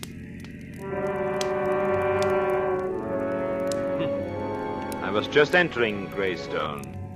Somewhere in these mountains was that escaped convict, a condemned murderer. It seemed such a cliché somehow. I've heard that situation worn threadbare on cheap mystery broadcasts. The escaped murderer announced over the radio, the innocent listener. But I began to think about it. And all at once, Alice got mixed in those thoughts. I slowed down the car and pulled over to the side of the road. I kept the motor running and the lights on. Just sat there. I don't know how long I waited there. Maybe 15 minutes, maybe an hour. All I did know was that so long as that siren screeched, Frankie Tatum was still at large somewhere in these mountains. I was in no hurry. Finally, someone was coming. I sat very still and kept my eyes focused on the overhead mirror. The figure was materializing out of the thick brush that lined the road, moving stealthily toward the car. I waited. Presently, the handle on the door nearest to me turned. All right, don't move, you. I had no intention of moving. Shut up. Get out of the car and don't try anything. The car isn't going to do you any good, Tatum. The highway is patrolled and blocked up for miles. I told you to button up and get out. 2 motorcycle troopers just went by here, looking for you. I said get out of that car. But I want to help you, Tatum. Why do you think I sat here with the lights on and the motor running? Huh? I knew the lights and the sound of the motor would attract you. Don't give me that. There's miles of country here. How could you tell I'd come this way? This is the shortest and safest route to the old stone quarry on the other side of the mountain. If I just escaped from prison and wanted to hide out until my pals could get to me, that's where I'd head. Yeah? Hey. Cops. Yeah. There's a rope on the back seat. Get in. Lie on the floor and cover yourself over, quickly. What kind of a shot do you take me for? You haven't much choice in the matter, Tatum. In a few seconds, that trooper will be here. If you pull that trigger or try to get away without pulling it, you won't get 20 feet in those bushes. Now, get in and fast. Okay. Okay, I don't know what this is all about, but it better be on the level, pal. Get in. All right back there? Yeah. And don't forget this gun.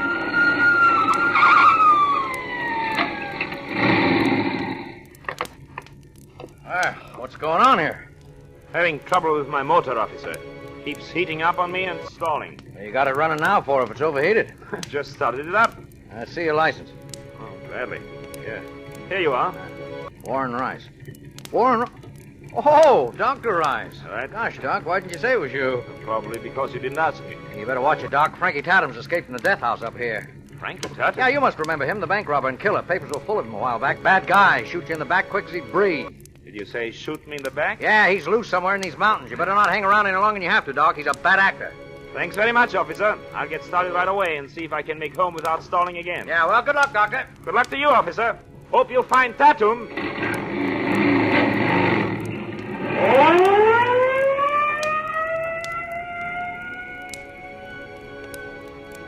All right, Tatum. He's gone. So you a doc, huh? Hmm? Sawbones? No, I'm a doctor of psychiatry. Yeah? Well, let's see what I'm going to do now. I'll take over from here. You'll take over? Look, Doc, you seem to forget which one of us is holding this gun. Look, if I figured out you'd head for the quarry, eventually the cops will, too. I ain't afraid to shoot it out with no cops. But there is no profit in shooting it out with them. You got a better idea, I suppose, huh? I think so. All right, what's this all about? You waiting here for me, hiding me under the robe, now figuring out an escape for me. It don't add. We'll talk about that on the way. On the way to where? On the way to my home. You see, Tatum, a psychiatrist every once in a while comes upon a subject so interesting.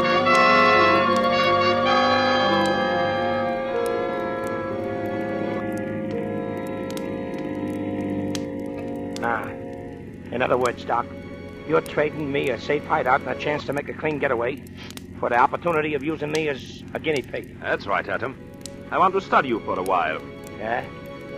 Well, you've fronted for me all along the line. And if I can make a clean break out of town in a few days or so, well, I guess I can stand being under glass that long. Okay, it's a deal. All right, Tatum. Follow me. Wait a minute. Hey, we going to the front door? No. There's a side entrance. Leads to the left wing of the house. That's where I have my office. Okay. This is it, Tatum. Wait till I get my keys out. This is the one. There is a light switch right where your hand is, Tatum. Click it on, will you please? Okay. Well, this is quite a layout. Yes, I had this annex put on the main building so I could have it private. No one uses it but me. Yeah? Where'll I stay? Well, there's a little room back of the office. It has a bed and everything else you'll need. I use it sometimes for patients I bring home and sometimes for myself when I work late and don't wish to be disturbed by my wife. Yeah? Well, it's not bad. Well, I'm glad you like it. Just make yourself comfortable. I'll be back. Okay. Hey, Doc, bring some grub with you. All right, I will. As soon as I've had a little talk with my wife.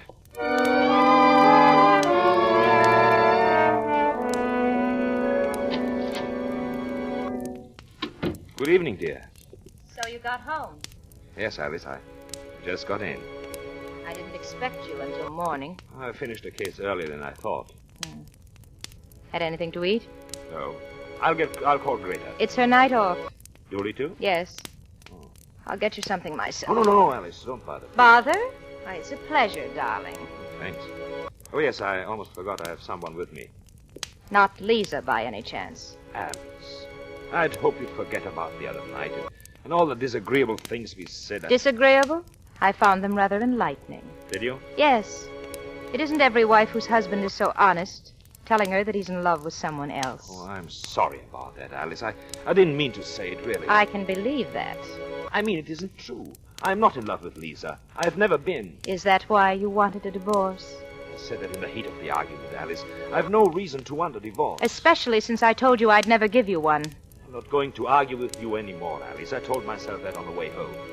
I'm going to try to make our marriage the way it was 10 years ago. A very pretty speech, darling. But I'm afraid it will take a great deal more than the power of words to convince me of that. Oh, I think I convinced you, Alice. If you'll give me time. I'm sure I can convince you.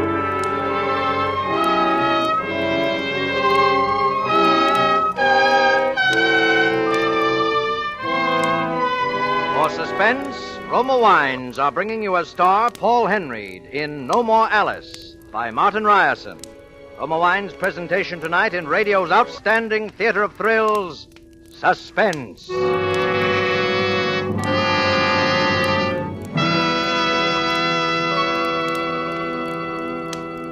Between the acts of Suspense, this is Truman Bradley for Roma Wines. What to serve when friends call during Lent? Millions of Americans answer this question by serving Roma California wines. Yes, Roma wines, delightful anytime, are especially appropriate during Lent. Roma wines offer you a traditional beverage of moderation. Delicious, easy to serve, inexpensive. You're ready for guests or pleasant family evenings at home with a small selection of Roma sherry, port, muscatel, or Tokay.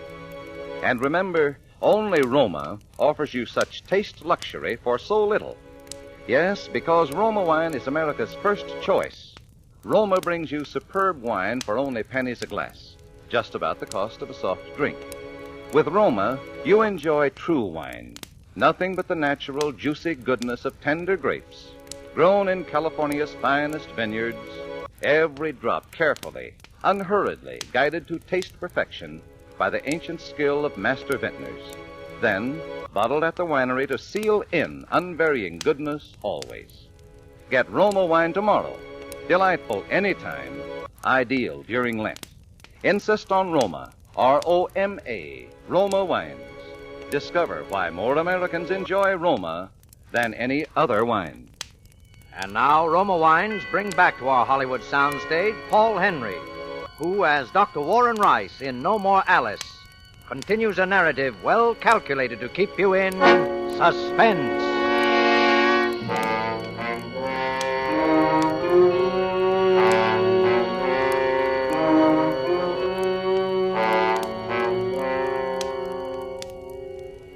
One might suppose there are no particular advantages to hiding an escaped convict in one's home, and a convict who is a murderer at that. But there are, under certain circumstances, sometimes.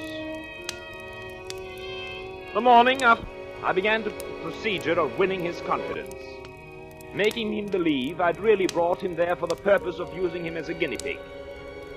It was an interesting deception. School?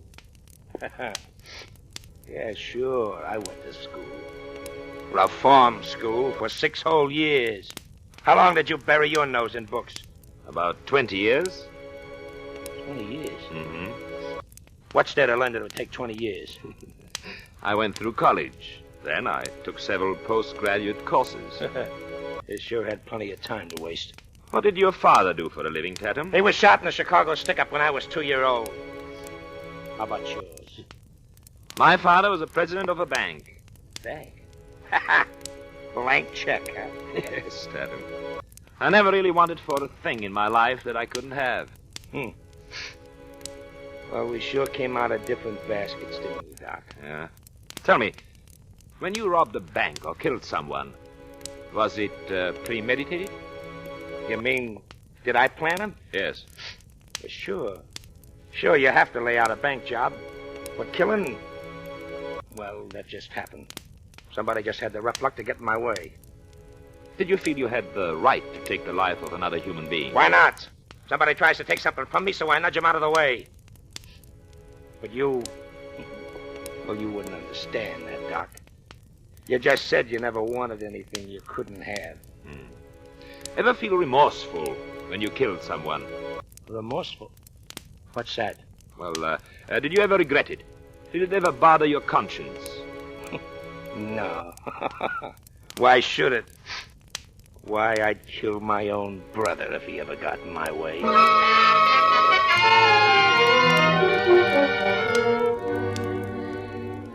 It went on like that for the next 3 days.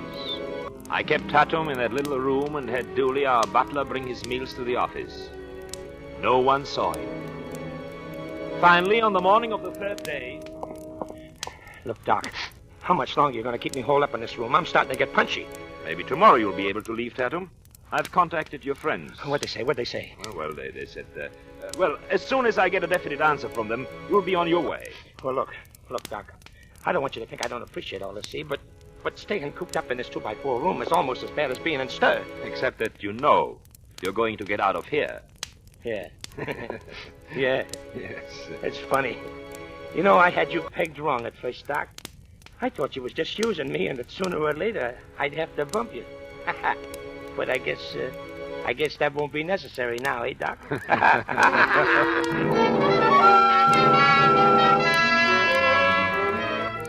Yes, Tatum was getting restless. So was I. I couldn't keep him hidden out much longer. The rooms were getting dirty and had to be cleaned by Greta. Alice was getting a little curious as to who my patient was. If he stayed there too long, there would be questions. It was time to act. That evening it rained, came down in torrents, but it was mild compared to the storm that surged inside me. I walked into the drawing room and saw Lisa Waters sitting in front of the fireplace alone. Alice asked me to drop over and said you'd be furious if I didn't stay for dinner. Hello, Lisa. Where is Alice? Hello. She went to see Greta about dinner. Well, Warren, aren't you going to sit down? Hey, no. You're beside me on the divan. Thanks. Why? It's been a long time since I last saw you. Does that mean you missed me? But of course. Did you know by this time that you're my favorite husband? Am I? Uh-huh. I've often told Alice that if I ever get married, I'll try to find a husband just like you. Well, hello, Doctor. Hello. You finished your work rather early this evening, darling. Or did you happen to see Lisa's car in the driveway? Alice, well, anyone hearing you would think... Think what, Lisa? Warren isn't early for dinner very often. Come to think of it, he hasn't been early since the last time you were here. Doesn't she tease something awful, Warren? Oh, I'm not teasing. Don't you know, Lisa, that the other night Warren confessed... Alice, please. What's the matter, darling? I was only going to say you confessed that of all my friends, you prefer Lisa. That was sweet, Warren. Mind if I sit between you two? Well, you'll be breaking up a very handsome couple. Yes, I know. By the way, speaking of breaking up, we had a most interesting discussion the other night about divorce. Alice, must you? Certainly not you and Warren. Oh, no, Lisa, darling. I don't believe in divorce. I told Warren that no matter what happened, I'd never give him a divorce. I don't imagine you would. After sacrificing and working with him for 10 long years, I'd never step aside for anyone. Not even if that anyone was you, Lisa.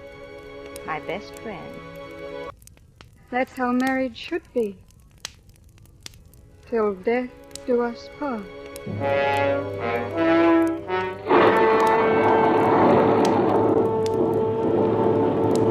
At 10 o'clock, Lisa left. It was still storming. As I walked her to the car under an umbrella, I fought the desire to take her in my arms. Tell her that after tonight she would be mine and I would be hers. And there would be no more Alice. But she seemed so young, so far from the thought of murder. Suppose I were wrong and took her into my confidence, tell her about my plan to kill Alice. It could mean the end of everything. No, I must wait. It wouldn't be long now before there'd be no more goodbyes like this one. I watched the car crawl down the driveway into the rain and the darkness. Then I went back into the house. Alice was in the drawing room. I didn't have much to say. She did all the talking. She still goaded me about Lisa, asked if I kissed her goodnight, if we made a secret tryst. Well, finally, I told her I had to get back to my patient in the office outside. I watched her turn out the lights and climb the stairs to her room. It was the last time I'd ever see Alice alive, I told myself. But I didn't feel badly. I felt good. Very good. When I got to the office, Tatum was listening to the radio. This was it. And Dugan is down. All right. McCoy is going All to right, call Tatum. Better kill the radio. He's Huh? counting over Dugan. Yes, sure. Looks like a knockout. What's up? My wife. She found out you were here and who you are. Hey, that ain't good. What's she gonna do? Call the police. One side, brother. I'm on my way. Wait a minute.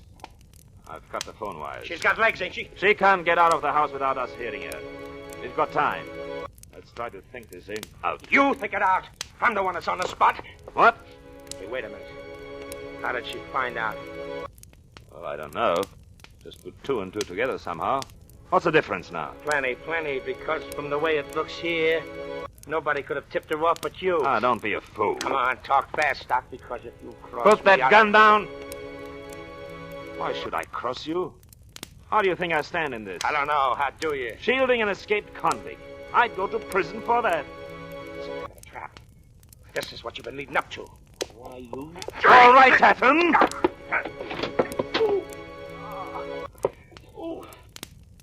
Now, you stupid fool, listen to me. We're together in this. Do you understand that? We're together in this. You can't kill me, and I can't turn you in. Yeah, that's right. You and me are kind of in the same boat, ain't we, Doc? I'm glad it's penetrating finally, Tatum. Now, I've got to do something quickly. You sure your wife can't leave without us hearing? No, I have the car keys. Anyway, it's a mile to the nearest phone. Of course, She's up in her room now. Look, Doc, look. She must have known the spot she'd put you in. Why does she want to pull a thing like that for? Because she hates me. Yeah? She's hated me for years. Yeah? I'd have killed her long ago if I had the nerve. I've never killed a dame, but I would have. If what? She got in my way. Where do you think she's now? I'm thinking. I'd say somebody broke in, a burglar. You could take my other car. You could be halfway across the country. Yeah, unless you had me picked up. And make myself an accessory to murder, huh? How could I? Oh, we've gone all through over that before. Yeah. Yeah, you're right. You really are in this, ain't you? Any way you play it. The only way for either of us. Pick up your gun. Yeah. Yeah. Okay, Doc. It's a deal.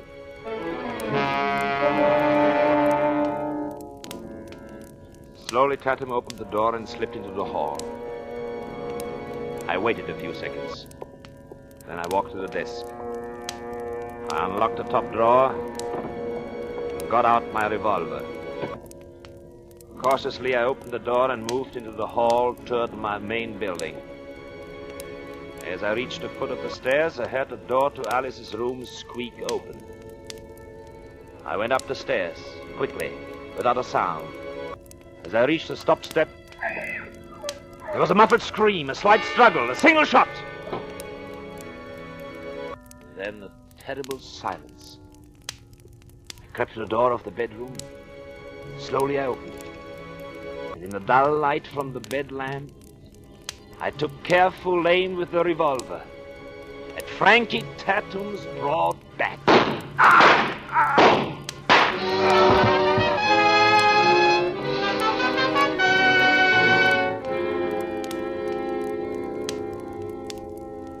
Four bullets I pumped into him. A wave of conquest swept through me. For this was perfection. This was the difference between a crude killer like Frankie Tatum and me. This was exactly as I had planned. In a moment, Dooley, our butler, summoned by the shots, would rush into the room. He would find me standing there with a gun in my hand. The way I would disarrange the room in the next few seconds would convince him and the police that Frankie Tatum had broken into my wife's bedroom and murdered her. And I, the gallant husband, had rushed to the scene and blazed away at him. It would look awfully nice in print. I would be quite a hero. And no one would know that I had carefully planned this murder step by step, from the moment when I first heard the prison siren on the mountain road. Yes, now at last, I was free to marry Lisa.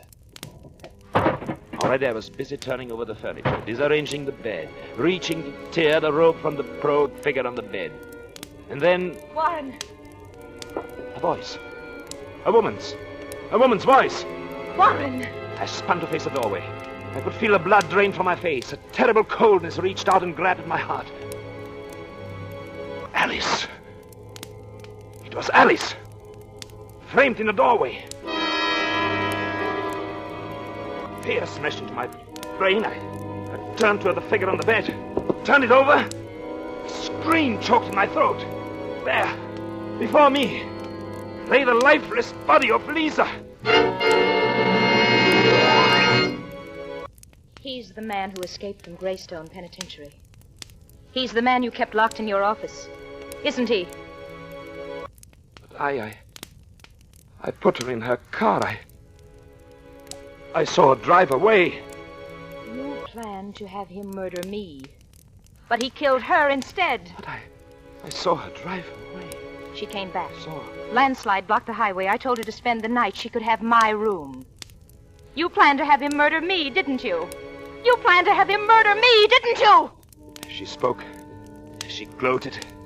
Alice moved into the room. I circled toward the doorway. The revolver was still warm in my hand. As I reached the doorway, I raised the gun.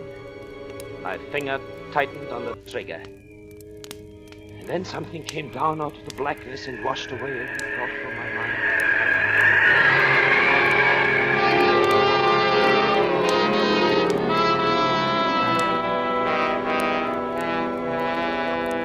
That, gentlemen of the jury, is the true confession of Dr. Warren Rice, told you in his own words.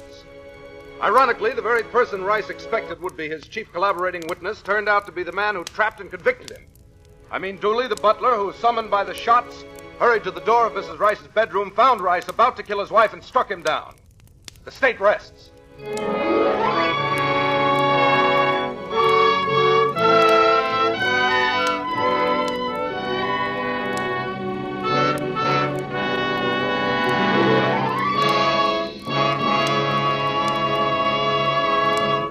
Suspense. Presented by Roma Wines, ROMA, made in California for enjoyment throughout the world. Before we hear again from Paul Henreid, the star of No More Alice, tonight's suspense play, this is Truman Bradley for Roma Wines. If meatless Lenten meals fail to intrigue that family of yours, just serve a fine Roma table wine with tomorrow's dinner. Yes, the simplest meals become more flavorful, more exciting with Roma wine. Plain baked beans or spaghetti are royal treats when served with red, robust Roma California Burgundy. And your favorite fish or omelet will taste better than ever with a glass of pale gold Roma California Sauterne. And listen to the praise you get for the extra appetizing goodness, the cheerful warmth, the air of friendly companionship that Roma wine adds to your dining pleasure. For an adventure in good dining, try delicious Roma Burgundy or Sauterne with tomorrow night's dinner. You can enjoy Roma wines often, for they cost just pennies a glass. So insist on Roma, R-O-M-A, Roma wines, made in California for enjoyment throughout the world. This is Paul Henreid. Next week, I know you will want to make it a point to hear a suspense show that promises to be really something. It will star Gregory Peck in a remarkable study of the mental breakdown of a man who brings himself to the very brink of murder because of a woman. I know you won't want to miss hearing Gregory Peck in The Lonely Road. Thank you. Paul Henreid will soon be seen in the Warner Brothers production, Devotion. Next Thursday, same time, Roma Wines will bring you Mr. Gregory Peck as star of Suspense, radio's outstanding theater of thrill. Produced by William Spear for the Roma Wine Company of Fresno, California.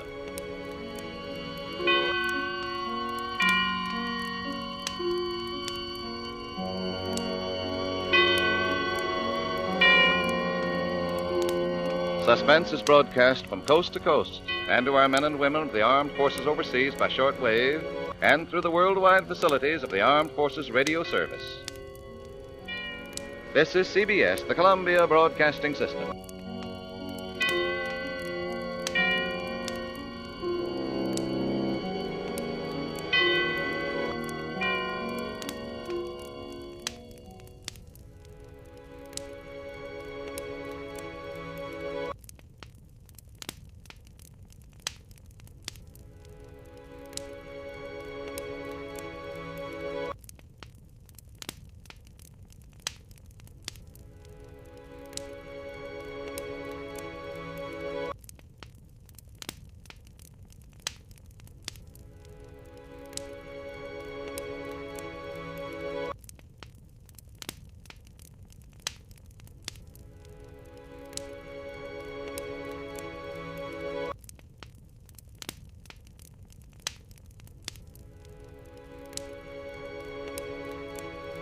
And now, Roma Wines, R-O-M-A, made in California for enjoyment throughout the world. Roma Wines present Suspense. Tonight, Roma Wines bring you Mr. Dane Clark as star of Till the Day I Die, a suspense play produced, edited, and directed for Roma Wines by William Spear. Suspense, radio's outstanding theater of thrills, is presented for your enjoyment by Roma Wines. That's R-O-M-A, Roma Wines, those excellent California wines that can add so much pleasantness to the way you live, to your happiness in entertaining guests, to your enjoyment of everyday meals. Yes, right now, a glassful would be very pleasant, as Roma Wines bring you Dane Clark in a remarkable tale of suspense. I practically worn a track in the linoleum. And I was on my third pack of cigarettes in 3 hours. I was jumpy as a 3-year-old thoroughbred that's flunked the saliva test. Partly it was because you always feel like that after a job. Partly it was the idea of staying holed up in that crummy dump when I had enough dough now to buy a good-sized hotel, but mostly it was Pat. She and I were washed up anyway, even if she didn't know it. And when you're washed up with a dame, almost... But when it's a kind of bellyache that she was doing, it's enough to get you set for a canvas course. It's the future I'm worried about, Frankie. Oh, what's the matter with the future? It doesn't look like you'll ever be on any breadlines. No, I don't mean that. I mean our future, yours and mine. Well, stop worrying about I it. can't. You didn't have to do it, Frankie. What do you mean I didn't have to do it? The guy had his cold. We were walking out of the place with a bag full of dough, and all of a sudden he steps around the corner and slaps a light in my face. But you didn't have to kill him. Oh, I suppose I should have given him cab fare to the police headquarters. He'd have put the finger on us, don't you understand that? He'd have given the description to the cops, and a good description is all those guys need, because sooner or later, sister, they get you. I don't know, Frankie. I just never figured you'd ever do a thing like that. Stop it. Look, you've been going out on these jobs with me for over a year now. You know what the score is. What do you think we carry a gun for looks? Yeah, but this is different, Frankie. This is murder. All right, so it's murder, and the only difference between murder and what you've been doing is that murder gets you the works, and armed robbery only gets you 10 to 20. Doesn't it even bother you? Well, why should it? A guy I don't know the first thing about, a guy that just had the tough luck to be working late in the joint we stacked out the crack. A guy I don't even see his face. I don't know what he looks like even now. He was a man, though, Frankie. He was a human being. So what? Guys are knocked off every day. Guys you don't know anything about, only what you read in the paper. And do you worry about it? You do not. I don't like it, Frankie. I don't like any part of it. But you like that 50 grand in the suitcase over there.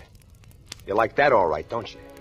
I'm not so sure, Frankie. Oh, I'm not so sure. Because I was in on this, too. Maybe you don't have a conscience, but I do. A man was murdered, and it was partly my fault. You don't just brush off a thing like that, Shut Frankie. up. Sooner or later, it begins to work on you. Sooner or later, it begins to catch up with you. I said shut up! And when it does, you... Oh! Now forget it, will you?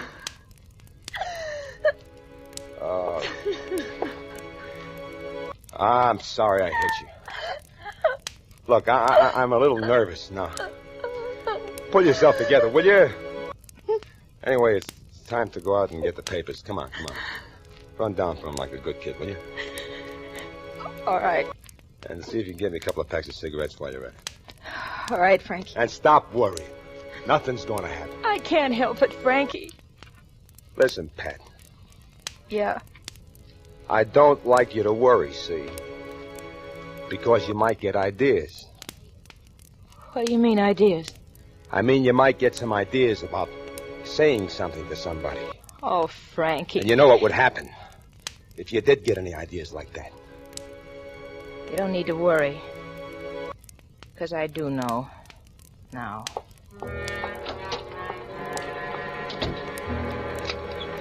I went over to the window and I watched her go down the steps to the street and then start for the corner. I knew I didn't have to worry about anything yet, but having somebody around who can put the finger on you for a murder rap isn't so healthy. I was just starting on my fourth pack of cigarettes when I heard her running up the stairs. All right. Hurry up, Frankie. Open the door. All right. You don't have to knock.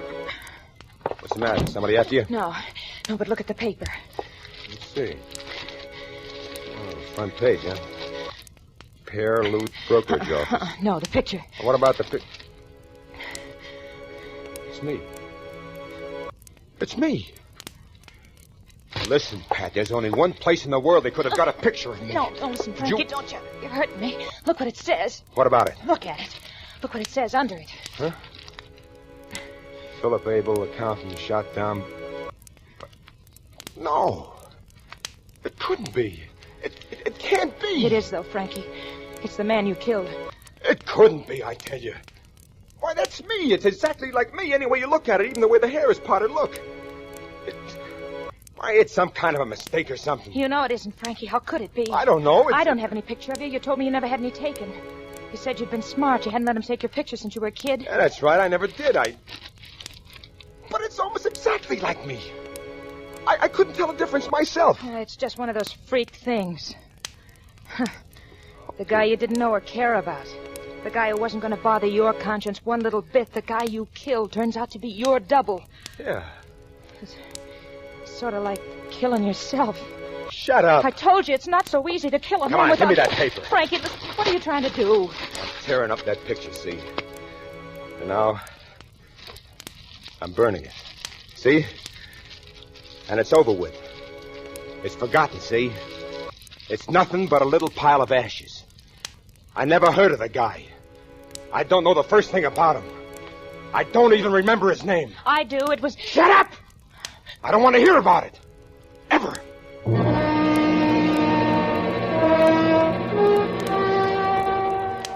Maybe I should have let her talk about it then when she wanted to. If I'd really got to thinking about the face in that picture, it might have made some difference. I don't know. It might have saved my life, but I don't know.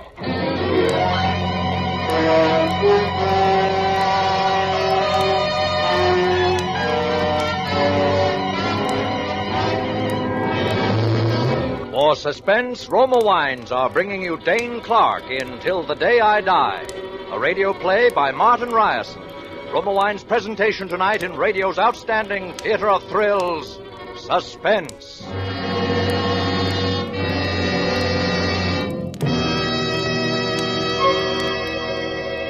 Between the acts of Suspense, this is Ken Niles with a friendly suggestion. Now that summer is over, this is the time when friends drop by to say hello again and swap vacation yarns with you. Make these evenings of friendly companionship rich in hospitality by serving a delicious Roma wine. Yes, a glass of Roma California sherry, port, or muscatel does taste good. And with Roma wines on hand, you're always tastefully prepared for unexpected guests, because delicious Roma wines lend an air of graciousness and goodwill to the most casual get-togethers. You know, there's a solid reason why more Americans enjoy Roma than any other wine. That reason is finer taste. The finer taste of Roma wine is born in California's richest vineyards. There, each year, a vast, juice-laden treasure of choice grapes is patiently, unhurriedly guided to tempting perfection by Roma's unmatched skills and resources. Then, along with Roma wines of years before, this treasure of taste awaits selection from the world's greatest wine reserves for your pleasure.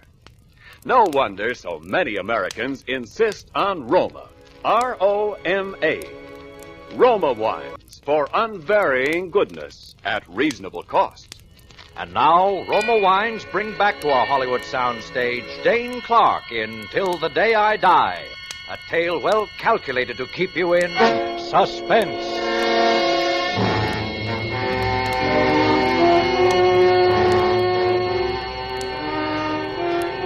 I won't say it didn't get under my skin, because it did. To bump a guy off, and then to see his picture in the paper the next day. And it's a picture of yourself. Feature for feature. The spitting image. I guess it would get anybody. But it was like Pat said, just one of those freak things, so what was the use of worrying about it? What was worrying me more right now was that somebody must have seen us making our getaway, because the cops knew it was a man and a woman who pulled the job. And that wasn't good. It meant that we were just that much easier to spot. It meant that with 50 grand in a suitcase under the bed, we still had to stay cooped up in that crummy rooming house day after day waiting for the heat to slack off. And finally, I couldn't stand it any longer. Yeah, but Frankie, I thought you said... I know what I said, but I'm going nuts in this place. I got to get out. All right. It'll mean we have to separate for a while. Separate? Now, Frankie... keep your shirt on, will you? We can't hang around here, so one of us goes to Chicago and the other one goes to Philly. You take your share of the dough and I don't want any share, Frankie. Are you still beefing about that? Did I kill the guy? I just don't want the money, All Frank. right. Take a couple of grand and anything you want enough to last you a while. But you're getting out of town, see? All right, Frank. But I got enough money. Okay. Have it your way. You go to the Allerton in Philly. You know the place now. And you wait for me there. For how long, Frankie? A month, 2 months. How do I know? Until it cools off. Well, I'll get in touch with you, and when the heat's off, we'll meet someplace like KC or St. Louis, and then we'll head to the West Coast, right? Frankie. Yeah? You won't forget to show, will you, Frankie? Because if you're going to, I'd rather know it now. Forget you, baby? When you're the one person in the world who can put the finger on me for murder? Don't worry, baby. I won't forget you.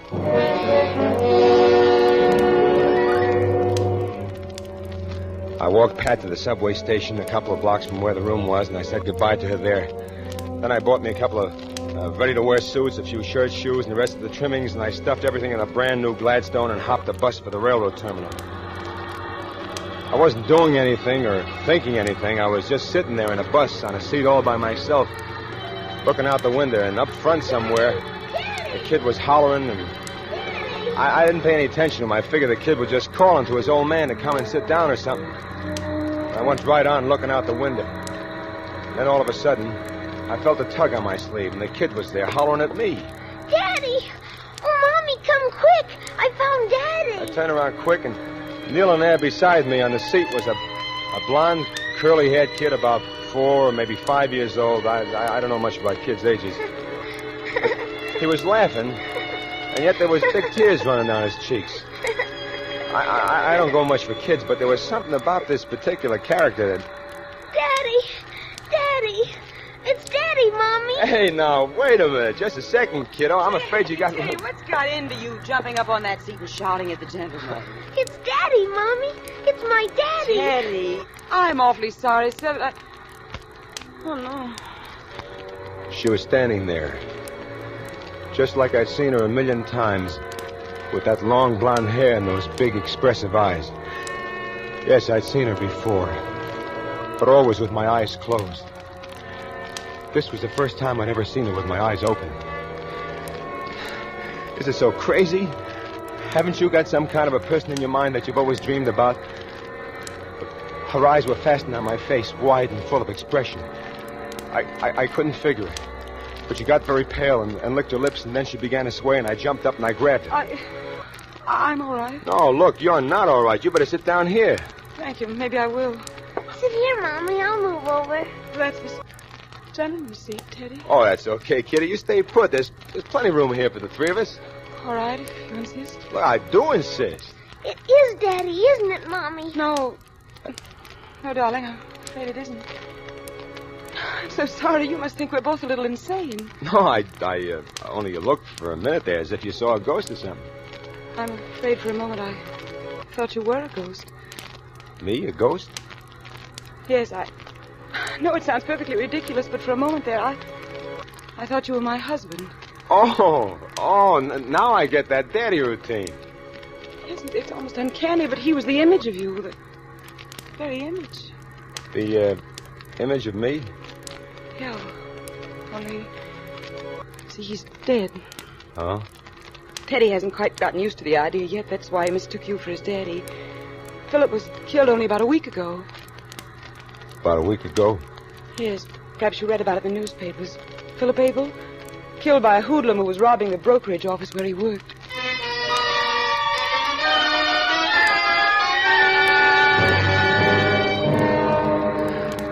There was a terrible knot inside my stomach.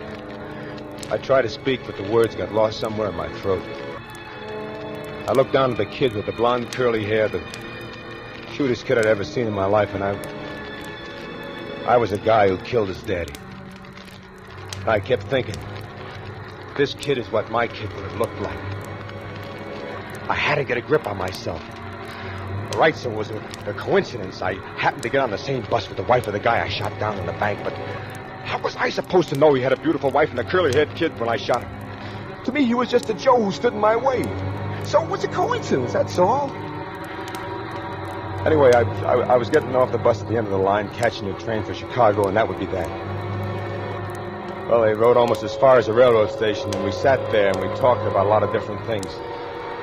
And it wasn't hard to talk to her somehow, and that kid. And then finally, they were getting up to leave. And And then the kid reached up, and he did something no kid had ever done to me before. He kissed me. If you ever come back to this place, Mr. Kane, we live right down this block, 7th house from the corner. I'll remember that. Goodbye, Mr. Daddy. Goodbye, son.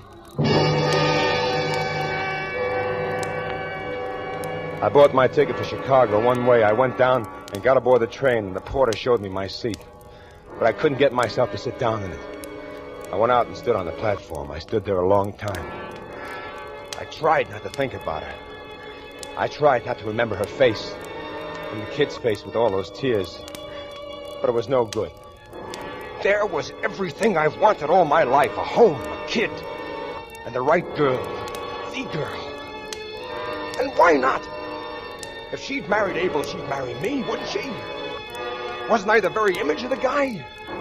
Didn't she say that herself? Didn't the kid even call me Daddy? Why not? Porter! Yes, sir? Hey, get my bag. Well, we're getting ready to pull out. Get my bag off this train. Yes, sir.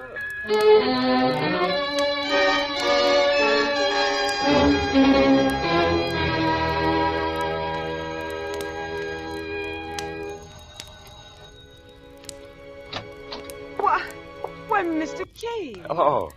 It's Mr. Daddy. Hi, Teddy. Hi. Oh, gee. I thought you were on your way to Chicago. There was a wire waiting for me when I got to the station that told me that the business deal I had there had been called off, so there wasn't any need of me going. And then I remembered your invitation, so I... Certainly never expected it to be filled so soon. Well, if it's too soon, I'll go and I'll... Don't be silly. Come in, please. Gee, I'm glad you're home. I mean... I went into the house. It was everything I knew it would be. Neat, well-furnished, nothing overdone, just a real solid home. Then we went into the living room, and there in a big silver frame on the baby grand piano was the same picture that had appeared in the newspaper. A picture of him. That's Philip. He does look like you, doesn't he? Yeah, he does. He does. Quite a lot. You can hardly blame Teddy very much, can you? Or me? No, I guess I can't.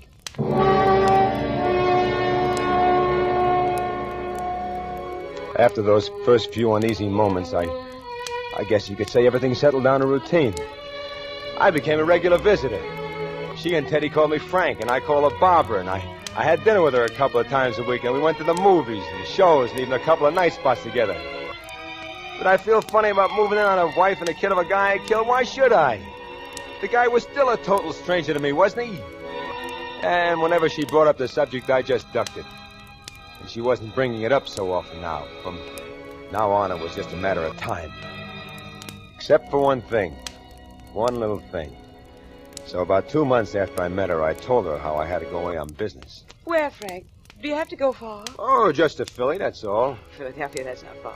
No, and, Barbara. Yes? When I come back, there's something I'd like to ask you. Ask me? Yeah. A question. What kind of a question, Frank? Oh, something about you and Teddy and me. Well, will you be gone long? No. What I got to do in Philly won't take long.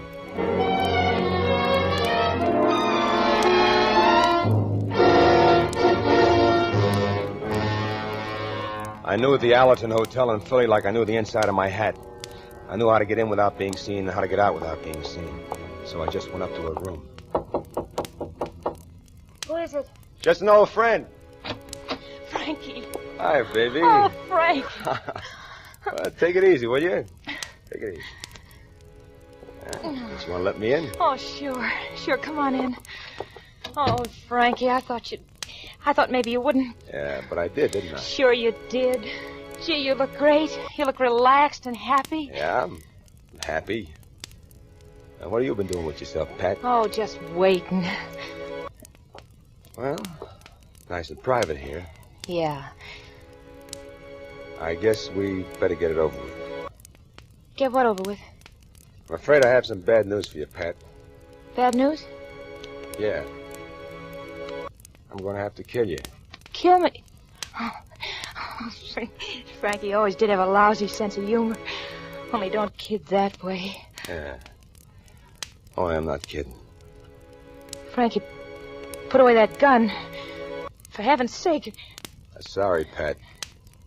But why? What have I done? Nothing yet. Well, then... You see, Pat, I met a girl. All right, take her.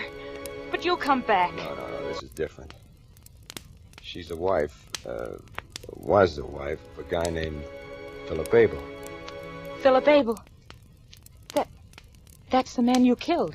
You see, Pat, you got too good a memory. But I wouldn't talk, Frankie. You know I wouldn't talk. A chance I can't take, Pat, because from now on I'm not taking any chances. From now on I'm going to be happy. Happy? How could a thing like you be happy? A cold-blooded butcher like you. You think all you got to do is spill enough blood around and you'll get what you want, you'll be happy. Happy? Try and be happy with all the blood you've got on your hands. You'll never be happy until the day you die. Through? Yeah. Go ahead. Kill me. Murderer. I will.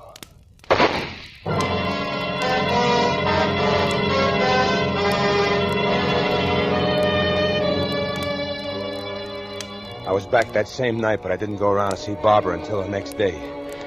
I called and she asked me over to dinner. And afterwards I helped her put the kid to bed and he kissed me goodnight. Then I sat down with her on a couch in the front room. Well, Frank? It's about that question that I told you I was going to ask you when I came back. What is the question, Frank? It's, Barbara, will you marry me? Oh. Is that all you got to say? Well, no. No, it isn't. But why? Well, I've got to have a little time to think about it, Frank. Think about it. Yes. Well, you must have known I was going to ask you. Yeah, I suppose I did, but it's still a pretty serious question to answer just like that, Frank. Well, is it that you don't love me enough to marry me? Is that it? It's not just a question of myself. Well, what is it then? It's Teddy. Teddy? Why he's crazy about me. I know he is, but things are easy, simple for a child. I'm the one who has to think about his future. I can take care of his future. Well, I know you can financially. I believe that, but... Well, what other way is there? Well, that's what I sometimes wonder if you know, Frank. You see, you're a little different from other men I've known. You're from a little rougher mold, a little harder. Well, I can be changed. I could... Yes, I think you can, but I want to be sure first, Frank. I want to be sure that Teddy's father, his second father, isn't just a successful man, but that he's a good man. Like his first father. Yeah. And what did he have that I don't have? Hmm? Since you ask, he had a lot of struggle in his life. Oh, struggle. He was a successful public accountant when he died, but it hadn't been easy for him. He'd had to work his way through college. He was an orphan. He'd been adopted, you see. Real name was Lundeen. Lundeen? Hmm. His real parents were killed in an accident when he was less than Teddy's age. They lived on a farm in a little town called Hemley, Vermont. Farm in Hemley, Vermont? Yes. Do you know the place? Lundeen. Hmm. When he was adopted by a family called Abel. He didn't even remember it himself. He was too small, but they told it. Frank? Frank, where are you going? Frank!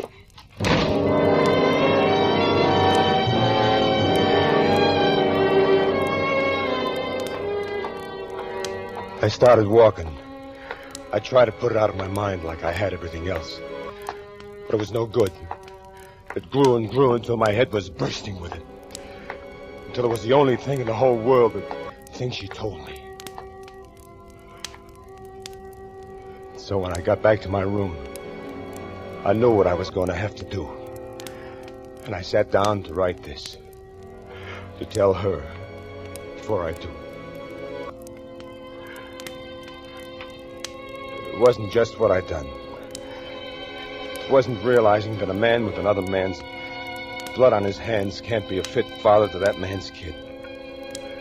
Or a fit husband to that man's wife. It was what she had told me. A kid named Lundeen. A farm in Hemley, Vermont. And I remembered. I knew now why I looked like Philip Abel. Because I had been a kid named Lundeen on a farm in Hemley, Vermont. I had been adopted by a family named Kane, and I'd grown up. But in reform schools mostly. And I'd lived to shoot and kill a man named Philip Abel,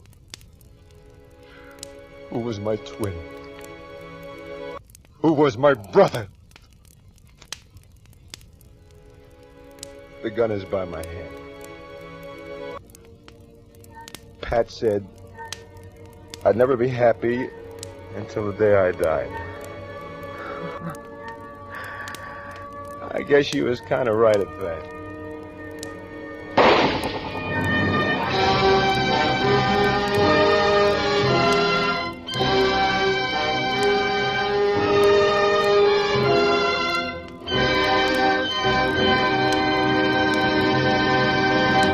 Suspense.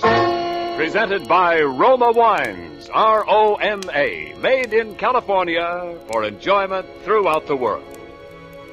And now, here is our distinguished star of tonight's suspense play, Dane Clark, and our producer-director, William Spear, carrying a huge basket of Roma Wines. As Frankie the Killer, you deserve the cruel fate which just overtook you. I'm glad that you're dead, you rascal. But as Dane Clark, the actor, I think you deserve a handsome present for a very fine performance. So here it is. A basket of fine Roma wines from Roma and me, Dane. Well, thank you, Bill. And while we're tossing compliments around, it so happens that Suspense is my favorite radio show, and that you're my favorite producer, and that Roma, my favorite wine. Let's see if Roma Sherry is here. There it is. Oh, say, Dane, are you having dinner at home this evening? Yeah, I am. Candlelight dinner with a few friends after the show. Well, you'll find, along with all of Hollywood's famous hosts, that Roma California Sherry is the perfect first call for dinner. Of course, it's the favorite of millions everywhere, anytime. It's the ideal wine for afternoon or evening parties. Yes, at any time, there is no other wine so good in so many tasty ways as fragrant golden amber Roma Sherry with its tempting nut-like taste. I'll go along with you on that, Ken. But do you know why all this is true, Dane? Of course, there are reasons why delicious Roma Sherry is so good. You see, only Roma, America's foremost vintner, selects for your enjoyment from the world's greatest reserves of fine wines. And because Roma's vast winemaking resources are unmatched anywhere, Roma Sherry, like every Roma wine, is better tasting always. So, ladies and gentlemen, for gracious hospitality at your next party or simple evening at home, serve Roma wine, largest selling wine in all history.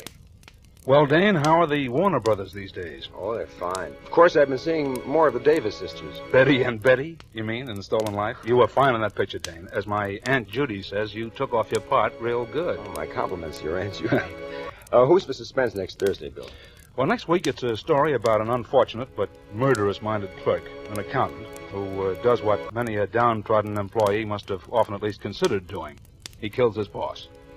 Our star will be Gene Lockhart. I think you'll like it. It's quite a character study. Well, I'll certainly catch it next Thursday, Bill. And thanks again for everything. Oh, by the way, Bill, thanks so much for having Kathy Lewis and Betty Lou Gerson on the show with me tonight. I think they're wonderful. They are indeed. Good night, Dane. Next Thursday, same time, hear Gene Lockhart in Suspense. Presented by the Roma Wine Company of Fresno, California. In the following week, Suspense will present such stars as Judy Garland, Rita Hayworth, and Edward G. Robinson. Make it a point to listen each Thursday to Suspense, radio's outstanding theater of thrills.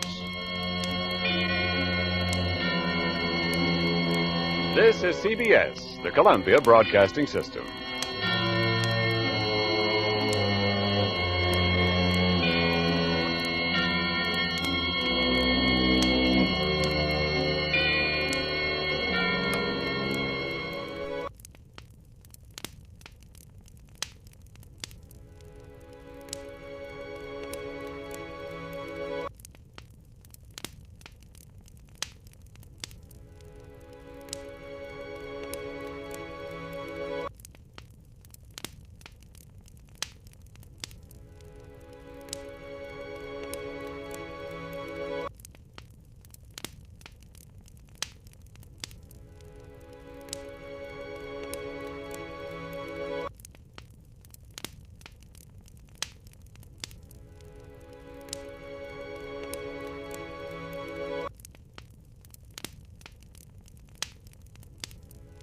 Yes, Roma wines taste better because only Roma selects from the world's greatest wine reserves for your pleasure.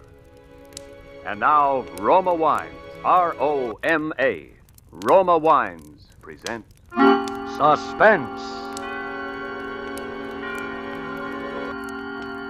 Tonight, Roma Wines bring you Mark Stevens in Tree of Life, a suspense play produced, edited, and directed for Roma Wines by William Spear. Suspense, radio's outstanding theater of thrills, is presented for your enjoyment by Roma Wines. That's R-O-M-A, Roma Wines. Those better-tasting California wines enjoyed by more Americans than any other wine. For friendly entertaining, for delightful dining. Yes, right now, a glassful would be very pleasant as Roma Wines bring you Mark Stevens in a remarkable tale of Suspense. Everything went wrong. From the very beginning, everything that possibly could went wrong. Because, you see, I'd already planned for quite a while to kill my wife.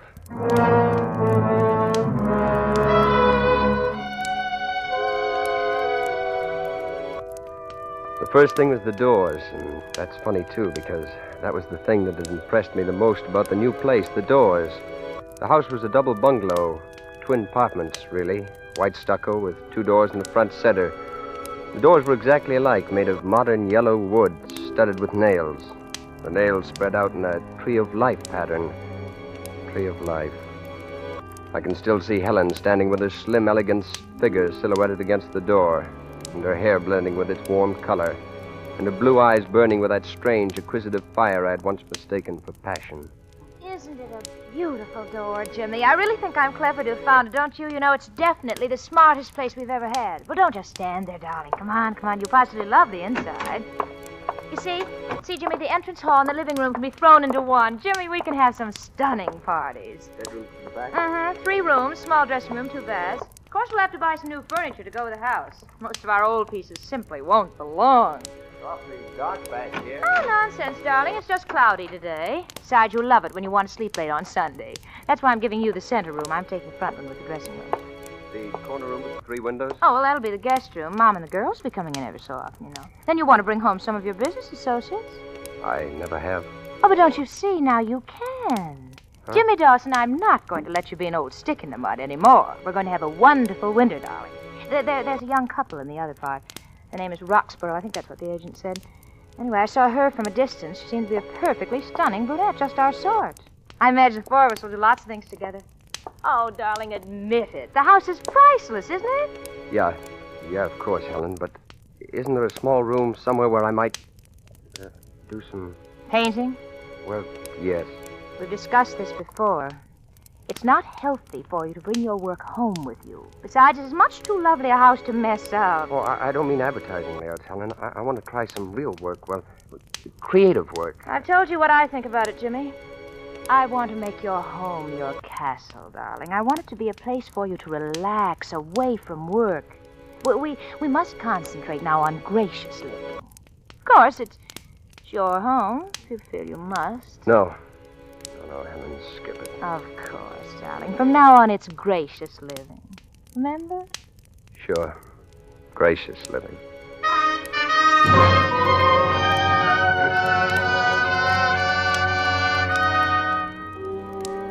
I'd already begun to make some plans for Helen, for killing Helen, that is, when we moved into the new house 2 weeks later. I rode the Interurban to work that day and left the car with Helen. She said she needed it to move some of our smaller, more breakable treasures. I offered to stay and help her with the moving, but Helen said I'd be in the way. I ate dinner in town and rode the Interurban back, walked the 7 blocks to my new home. I hated it more with each step I took. When I got there, the shades were down. The lights were out on both sides, which meant Helen was out again. I stood outside for a while, not wanting to go in. Finally, I started up the steps, but the doors made me pause. I suddenly realized I didn't know which was my door. I felt like a fool. Suppose I were to go barging in on the Roxboroughs, or whatever their name was. Certainly they'd think I was a fool. All I could do was choose one of the doors. I was just fumbling at the lock with my key, and when the door opened from the inside. I couldn't see the man who opened it very well, but I could see the gun he held in his hand. It was the biggest gun I've ever seen in my life. Come in. Why, Come in. After he closed the door, the man with the gun switched on the lights. Hey, what? And I saw the other one. He was big with a lot of black hair and an angry face. He had a gun, too. Kept fooling with it, spinning the cylinder. He was standing in front of the couch trying to hide something. Something lying there covered with an overcoat. But I knew what it was. I saw the hand trailing down on the floor. A woman's hand. And just who are you? I'm... You heard him. Who are you? Is that my wife? So you're Roxborough, huh? You're supposed to be halfway to Chicago by now. Roxborough. Well. Cute, ain't he? Curly hair and everything. Real cute. Look, I made a mistake. You see that... What do you know about that? He thinks he made a mistake, Rico. What kind of mistake you think you made, Curly? What kind of a mistake? You fix this thing all up with our boss the day, the time, the alibi, the works, and then you walk in right in the middle of it. Oh, you made a mistake, all right, Curly. The biggest mistake you ever made in your life. Maybe the last, too, huh, Rico? Maybe the last. Who knows?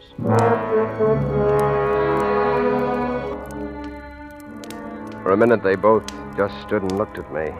Oh, I'd made a mistake, all right.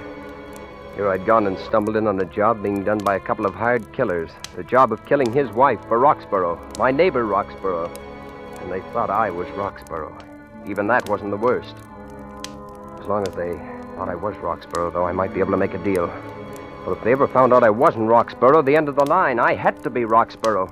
Any last words, Curly? Now, wait a minute. Honest, I made a mistake. You said that. We don't like those kind of mistakes in our business. You can see how that would be, can't you? But listen, if it wasn't a mistake, why else would I come home right when... Oh, you can say it. It don't matter now. Right when we're knocking off your wife. Huh, Curly? I bet you I know. I bet she likes to play hero, huh, Rico? Hero? Sure. You come home, you find burglars. That's us. And we just knocked off your wife, so you knock us off. You're a hero. Get it? You ought to be in Hollywood, Bud, where they pay for that stuff. Only you better tell Curly that I ain't making it up. Because a poor guy tried that on us once, Curly. Poor guy. But I couldn't have meant anything like that. I don't even have a gun. I haven't even got a jackknife. Listen, we can make some kind of a deal. There's a rod in the desk. Maybe you figured on using that.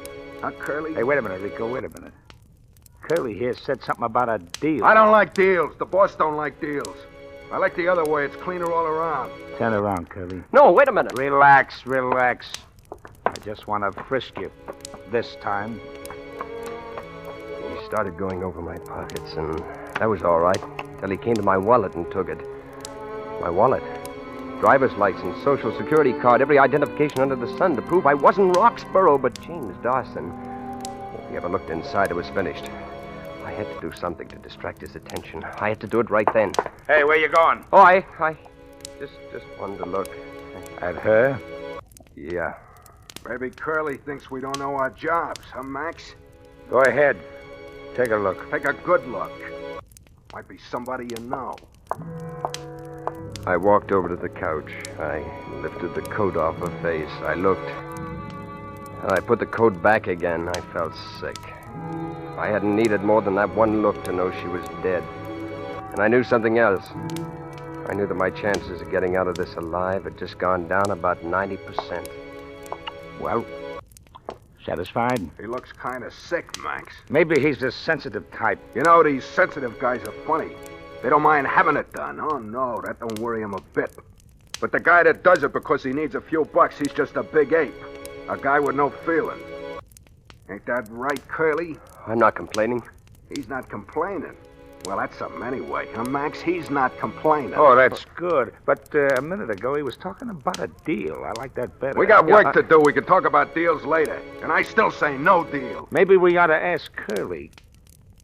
You want us to finish the job up right, don't you, Curly? Oh, sure. Ask Curly. Finish the job? Sure. Collect the ice. You don't know what that means. Do you, Curly? The jewelry, the silverware, the stuff that makes it look like burglars.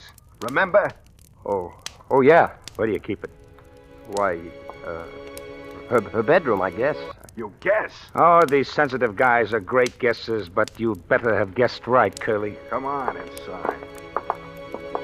All right, now where is it? I think the dressing table. Take a look, Rico. Well, looky here. He guessed it right on the nose. Oh, Curly, sharp he is. And there's some real pretty ice here, too. I bet this was her engagement ring, huh, Curly? You got the stuff. You don't have to talk about it. Oh, you got the wrong attitude, Curly. You knew this was part of the deal. We get part of our cut out of this stuff, Hey, see? I tell you what I did with that sapphire, Max. What's sapphire? The Allison job, the place you got the garnets. Oh, yeah. I had it made into a pin for my kid. I gave it to her for graduation. She was crazy about it. Your kid? Sure, I got a couple of swell kids, boy and a girl. Smart, too. Maybe that's the trouble with these sensitive guys, huh, Rico? No kids. I wanted 4. She didn't, huh? Well, that's the way it goes sometimes. I bet she'd have figured it a little different if she'd have known how it was going to turn out for her. Huh, Curly? Yeah, maybe she would. All right, now listen. We got work to do, the rest of the house. Now, about that deal. Never mind the deal. What are we going to do with him while we're working? I'd leave him in here. You wouldn't try to holler or anything like that, would you, Curly? Oh, no, I won't. There, you see, I told you. He's sharp. He's going to think over the deal while we're gone. I tell you I don't like it. How do you know? You haven't heard it. Oh. Now, listen, Curly. There's 2 ways. The first is Rico's way, quick and clean, you know what I mean? Yeah, I know. The other way, you pay us $5,000. But I haven't got $5,000. With a setup like this, with the business you got, you can raise it, and you're better, too. I still like my way better. You see what I mean, Curly? Think it over. Come on, Rico. Maybe I better stay here and watch him. If you watch him, who's going to watch me? I see what you mean. And don't try nothing funny. Because I still like my way better.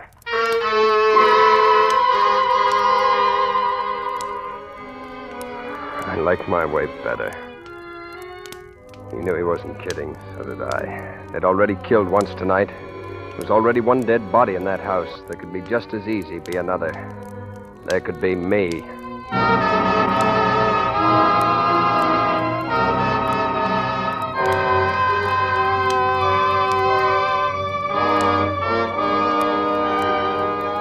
For Suspense, Roma Wines are bringing you Mark Stevens in Tree of Life. Roma Wines' presentation tonight in radio's outstanding theater of thrills, Suspense.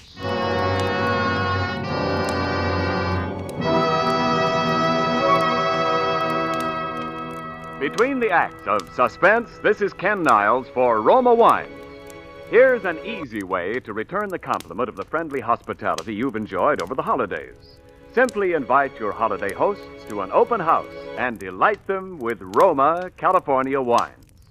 Yes, you're sure to please every guest with better-tasting Roma sherry, port, or muscatel, because more Americans enjoy Roma than any other wine. The reason?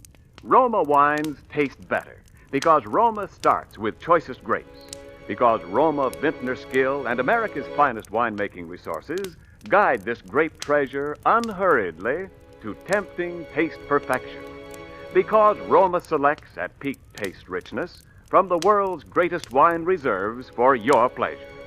No wonder Roma wines are America's favorites. So, for smart, gracious hospitality at your thank you party, be sure to serve Roma, R-O-M-A, Roma wines, by America's greatest vintner. And now, Roma Wines bring back to our Hollywood soundstage Mark Stevens in Tree of Life, a tale well calculated to keep you in suspense.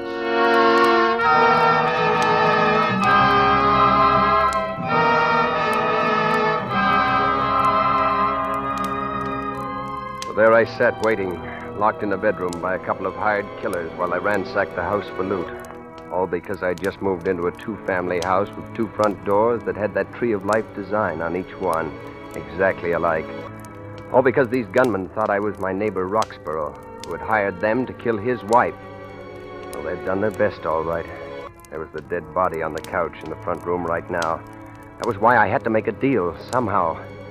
A dead body. And more than that, if I did manage to put it over, I had to have money to get away. Because I knew I had to go away, far away, for a long time. They had my wallet. There was just the off chance there might be some in the room here somewhere. She must have had money. I started going over the room with a fine tooth comb, the closet, inside of shoes, hat boxes, under the mattress, any place and every place that a woman might be liable to hide money. In the bottom bureau drawer, I found a leather pocketbook.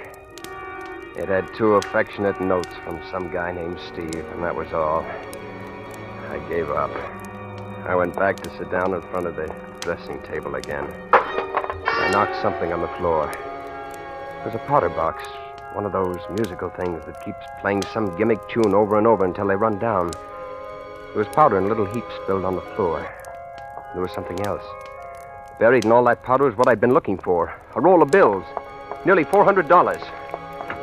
I just had about time to put the stuff in my pocket when I heard the 2 gunmen galloping down the hall. What are you doing in there? Hold it, Rico.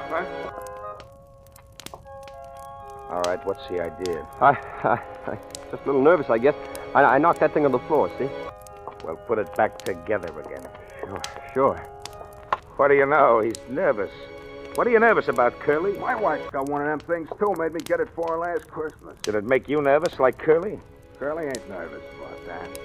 You got a way to get that $5,000, Curly? I can't get the cash right away. Well, maybe we could take a note, huh, Rico? Huh? Oh, yeah, no. Sure, maybe we could. Come on, Curly. You're going to come out here and write us a nice little note.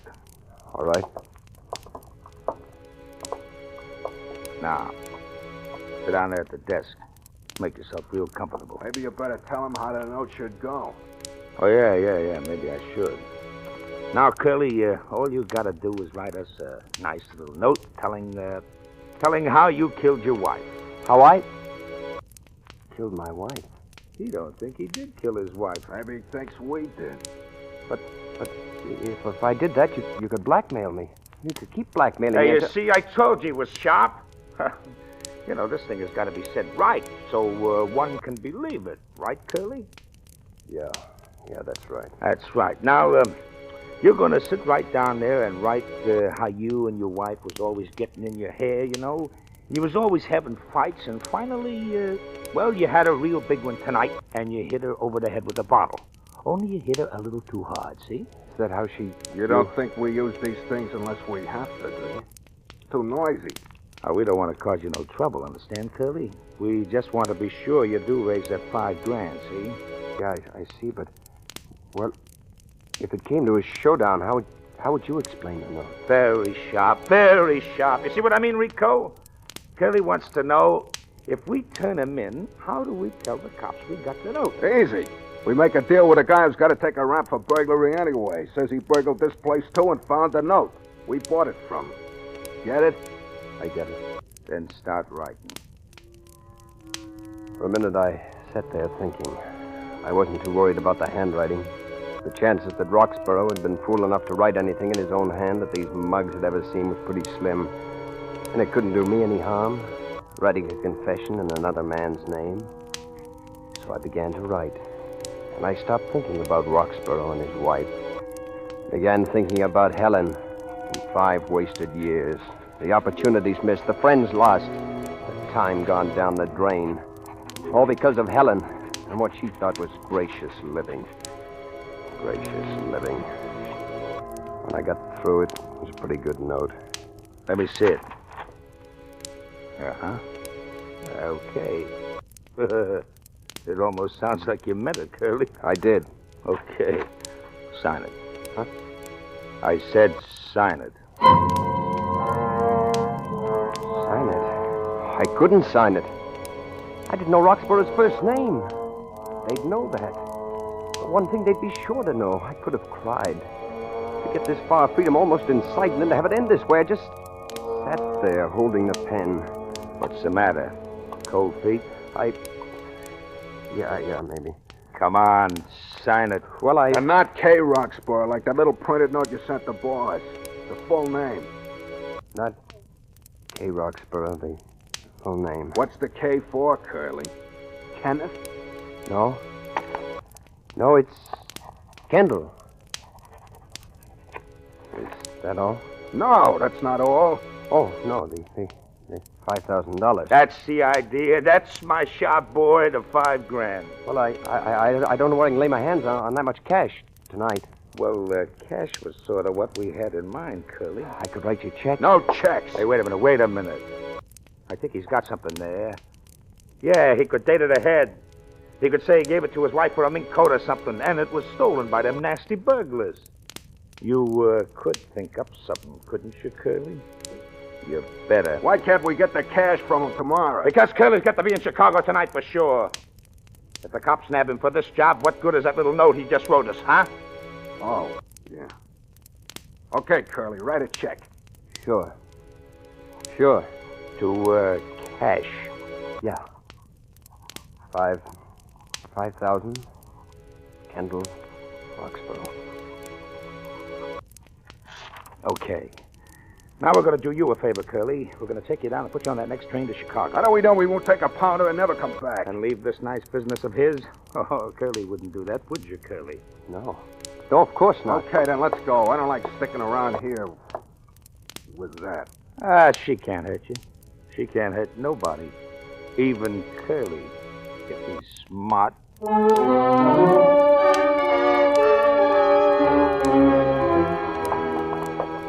They run around wiping off fingerprints, even mine.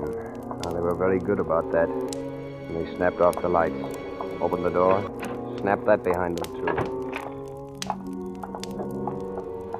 Harvey, are you sure this is the Dawson's Mill place? No, you said you were. I heard their voices first. Then I saw them. Lillian and Harvey Reynolds. I tried to step back, out of the streetlight, but the two gunmen pushed me forward. I just kept my head down and prayed. Oh, I didn't see you. Excuse me. Hey, what's the matter, Lil? I bumped into someone. Come on, let's go home. I want to know who I bumped into. You know, it's awfully dark, but he looked like Jimmy. Hey, are you Jimmy? No. See, Lil, come on, let's go home. I think he's Jimmy. Who are your friends, Jimmy? They're not Jimmy. They're not my friends. Must be relatives. Don't you think so, Harvey? Must be relatives. Oh, come on, Lil, let's go home. Sounds like Jimmy. If you're not Jimmy, where is Jimmy? I don't know. Oh. Well, I'm going to find Jimmy. I beg your pardon, madam. I think I know where he is. What? Where is he?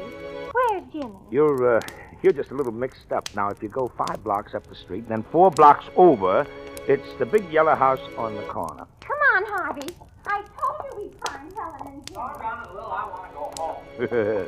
I sure feel sorry for Jimmy if she finds him. So do I.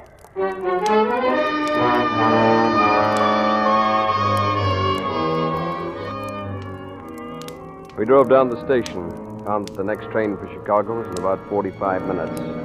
One of them went in with me while I got my ticket. Then we just stood out there in the darkness on the platform and waited. When the train finally pulled in, they walked me down to my car and stood there with me in the vestibule until the train was ready to pull out. Take it easy now, Curly. And about that check. Yeah. It better be good. Yeah. Because if it ain't, we'll be waiting for you when you come back.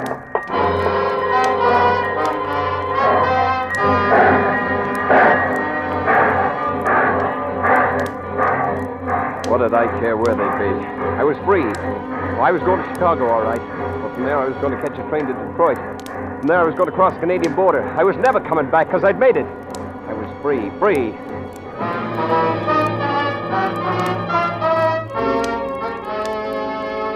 I got into Chicago, all right. And I got a train to Detroit last night. I was walking through the observation car, not paying much attention to anything, except look for a seat, when somebody slapped me on the shoulder. Well, if it isn't Dawson. Huh? Oh, yes, maybe you don't know me, Mr. Dawson. I know you, at least by sight. I'm your next-door neighbor, Kent Roxborough. Kent Roxborough? Mm-hmm. Well, small world these days, isn't it? I suppose you're out this way on business like me, huh? I stayed over in Chicago last night. Got a good room for a change, too. Then I thought I might just as well clear up a couple little things out in Detroit. Listen, Roxborough, I got to talk to you. Of course, old man. Come on, let's find a seat. No, not here. What's the matter, old boy? Trouble? Listen, I ran into those men last night by mistake. Those men you sent to see your wife. What? What in the world are you talking about? I never sent Look, any... it's all right. I understand why you did it. I was thinking of doing the same thing myself, but I walked in on them by mistake. They told me all about it. They thought I was you. Let's you and me take a little stroll out onto the observation platform, Dawson. Yeah, sure.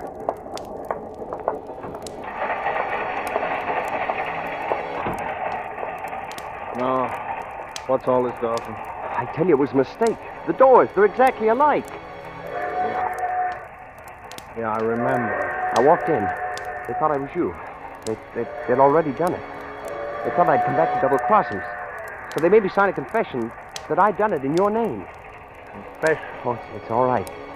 It's in my handwriting, not yours. I even got your first name wrong. I had to write them a check, too. $5,000. You say they'd done it. You know that. Yeah, I saw her. So I'm going away. Canada. I'm never coming back. Yeah. You're going away, all right, Dawson. No, don't shoot. There's something else. They didn't... Oh! They didn't.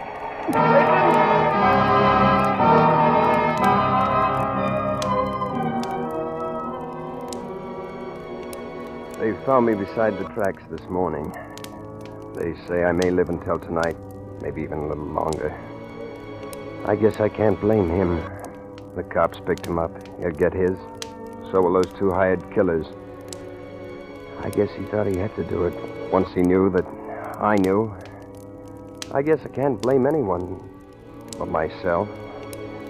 I guess it's what you call retribution. Because I'd planned to kill my wife. I'd have done it, too, I guess. But what he didn't give me time to tell him was that it wasn't me that got the wrong door. It was the gunman. It wasn't me that got into his house. It was the gunman that got into mine. It wasn't his wife they killed. It was mine. Gracious living, Helen had always talked about it. Now Gracious dying. I guess that's what you'd call it. Retribution.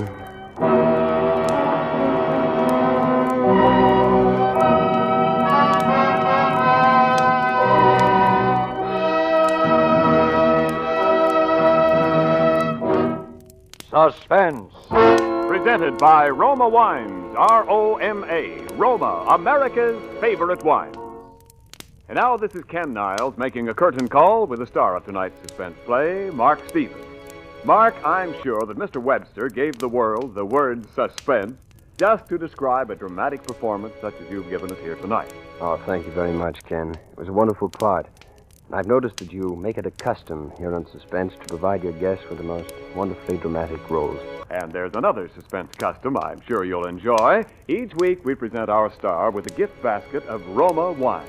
This is yours, Mark, with the compliments of Roma, America's greatest vintner. Oh, and a pleasant custom it is, too. Well, pleasantest of all is the enjoyment you share with friends when you serve the delicious Roma California port in your basket.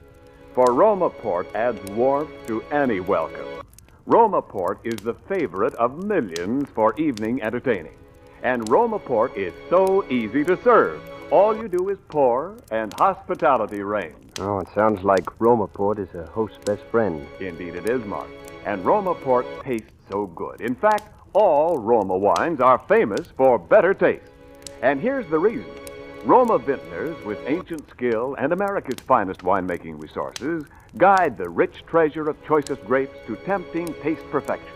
Then, at peak taste richness, Roma selects from the world's greatest reserves of fine wines for your pleasure. No wonder more Americans enjoy Roma than any other wine. Well, the popularity of Roma wine speaks for itself, Ken. And thank you very much, and good night. Tonight's suspense play was written by J. Douglas Ware. Mark Stevens will soon be seen in the 20th Century Fox Technicolor production, I Wonder Who's Kissing Her Now. Next Thursday, same time, you will hear Mr. Dan Duryea as star of Suspense. Produced and directed by William Spear for the Roma Wine Company of Fresno, California. This is CBS, the Columbia Broadcasting System.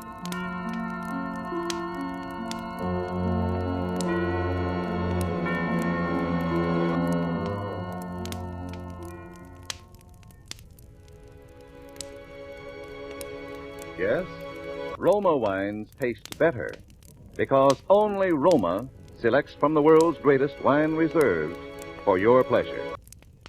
And now, Roma Wines, R-O-M-A. Roma Wines present Suspense. Tonight, Roma Wines bring you Mr. Howard Da Silva in You Take Ballistics, a suspense play produced, edited, and directed for Roma Wines by William Spear. Suspense, radio's outstanding theater of thrills, is presented for your enjoyment by Roma Wines. That's R-O-M-A, Roma Wines. Those better tasting California wines enjoyed by more Americans than any other wine. For friendly entertaining, for delightful dining. Yes, right now a glassful would be very pleasant as Roma Wines bring you Howard Da Silva as Homicide Lieutenant Ed Harvey in You Take Ballistics, Cornell Woolrich's remarkable study of the police mind at work, which is tonight's tale of Suspense.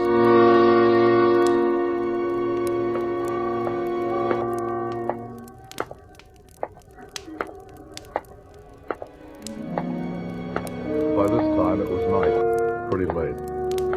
I walked down toward the apartment on the opposite side of the street like I had a dozen times before that day. This time, I had to count the doorways. I knew Cass was on the 10th one down from the corner. I knew he was there, but I knew I'd never see him. It was too dark. Cass was a lot too smart. Hi, Lieutenant. He made any moves yet? Not a move. How about the back way? No. Peters is covering that. He'd leave us know. Anyway, you know he's still up there. Every little while you can see his shadow against the shade. There, see? Hey, look, You got a match? Oh, sure, here.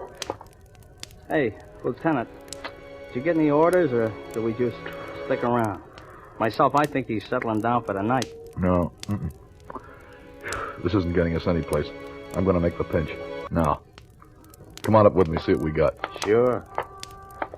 Oh, boy, it's good to stretch. My gams were killing me. Yeah, I know. I done plenty of stakeouts myself. Anyway, it was warm tonight. That's a help. Yeah, that's always a help. Hey, you know what I think, Lieutenant? What? I think that guy's waiting for something. Or someone. Like who? Us. He's wise, huh? Smart, pretty smart. I don't like it. Yes, sir, gents. Coleman, Clarence Coleman, take us up. Yes, sir. I need a shave. Huh? Nah, you don't look bad. How long has he been living here?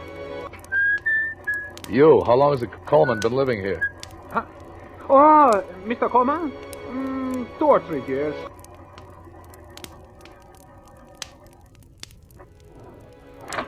Second door we to know your... the way. What a dump, huh? Hey, No. Lieutenant, No, you no. think No gun. He won't give us any trouble. He's too smart. Your name, Coleman? Yeah. We're from headquarters. Okay. You want to come in, or you just want to talk to me where you are? We want to talk to you downtown, but first we want to come in. Come on in. Nobody's stopping.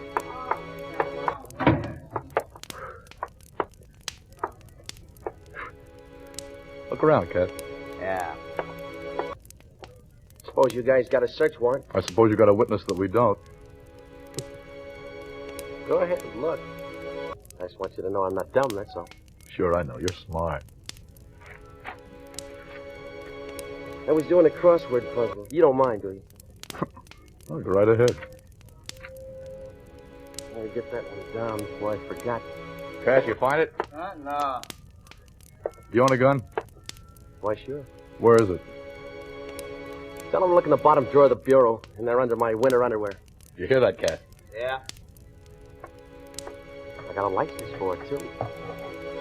You fired it lately? Yeah, sure thing. I got it.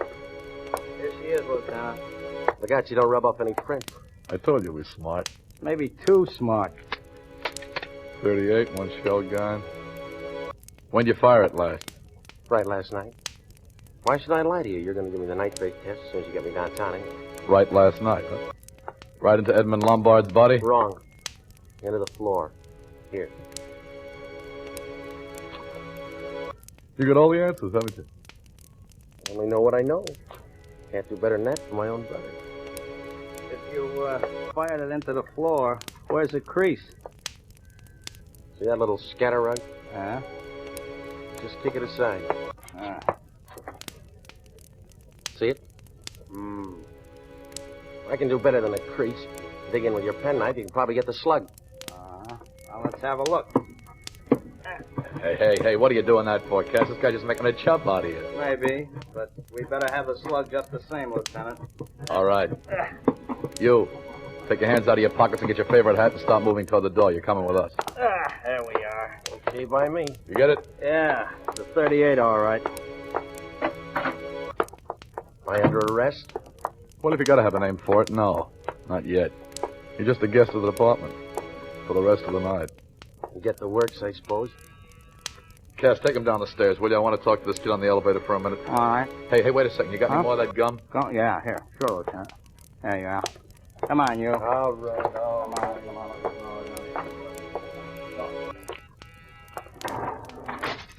Yes, sir. Got a match? Oh, sure, I have. A gun go off anywhere in this building last night? Sure. His did. Who's, Coleman? Yeah.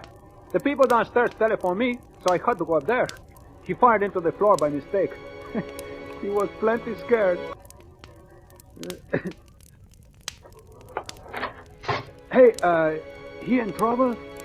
Nothing serious. Just a little thing called murder.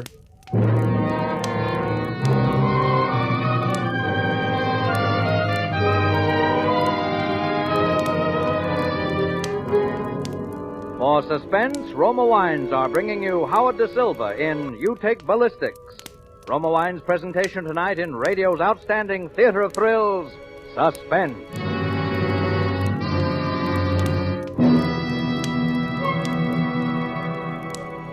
Between the acts of Suspense, this is Truman Bradley for Roma Wines. Next time you buy wine, remember this. For entertaining, for everyday pleasure, more Americans enjoy Roma than any other wine. That's because Roma wine tastes better, yet costs so little. Yes, in Roma wine you enjoy an important difference, an extra goodness in fuller bouquet, richer body, and better taste. To bring you this difference, this better taste, Roma starts with California's choicest grapes. Then Roma master vintners, with America's finest winemaking resources, guide this grape treasure unhurriedly to tempting taste perfection. Later, along with Roma wines of years before, these choice cuvées await selection from the world's greatest reserves of fine wines for your pleasure. Tomorrow, enjoy the better taste of Roma California wines. Whether you prefer sherry or port, muscatel or tokay, insist on Roma wines, your best buy in good taste. Remember, R-O-M-A, Roma, the greatest name in wine. And now Roma Wines bring back to our Hollywood soundstage Howard Da Silva as Homicide Lieutenant Ed Harvey in You Take Ballistics, a tale well calculated to keep you in suspense.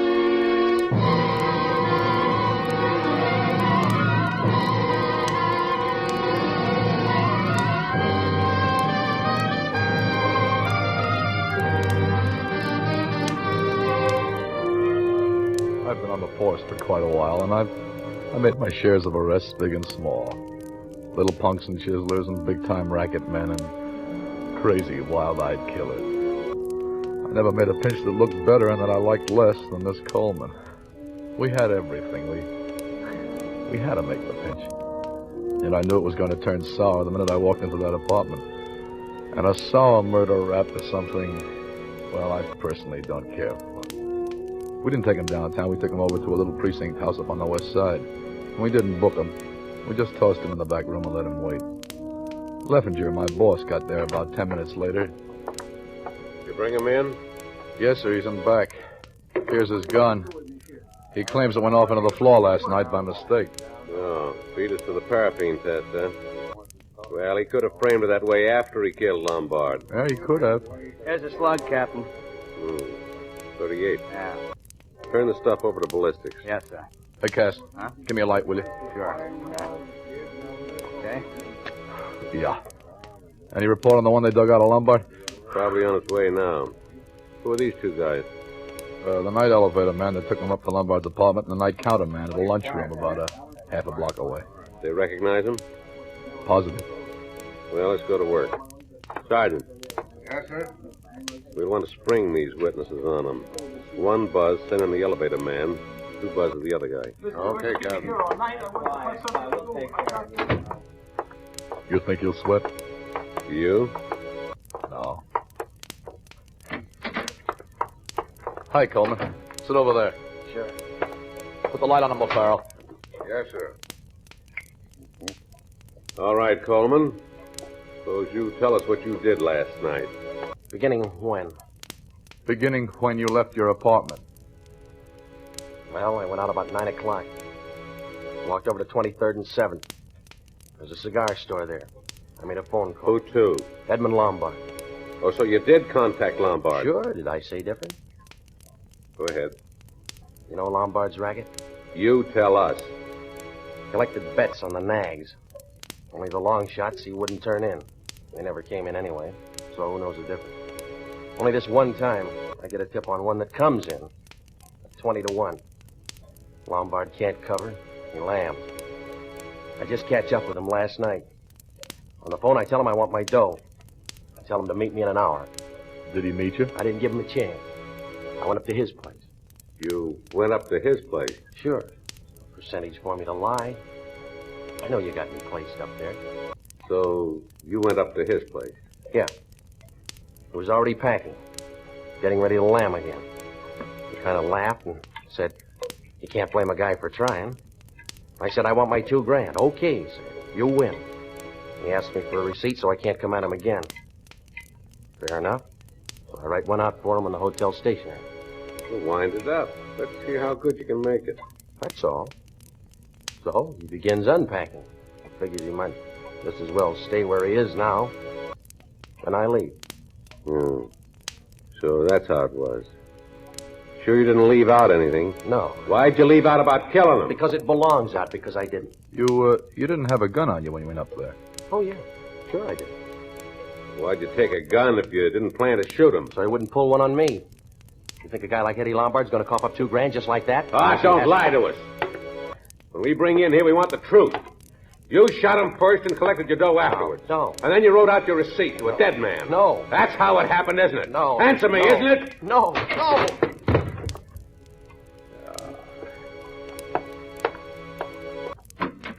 Cash. Yeah, Captain. Never mind those witnesses. He spiked them for us. Come on in here and give us a hand. Sure. Okay, bring him out of it.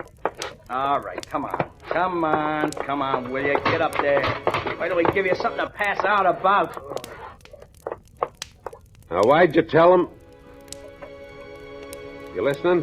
Why'd you tell the night man that Lombard was staying and not to bother about his luggage?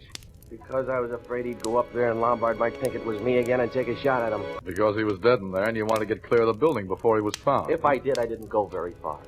I stayed in the coffee shop down the block, 15 or 20 minutes after. Look, what'd you do with the money you took off him after you killed him? The dough he gave me.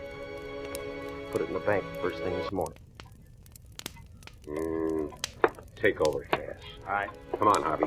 No. Wait till I wash my hands. You know, I need a shave.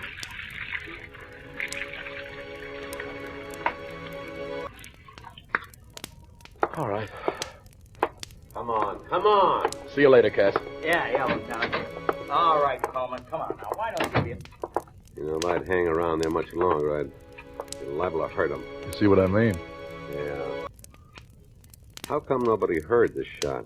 People next door were out, and down below they were asleep. You know, I don't like it.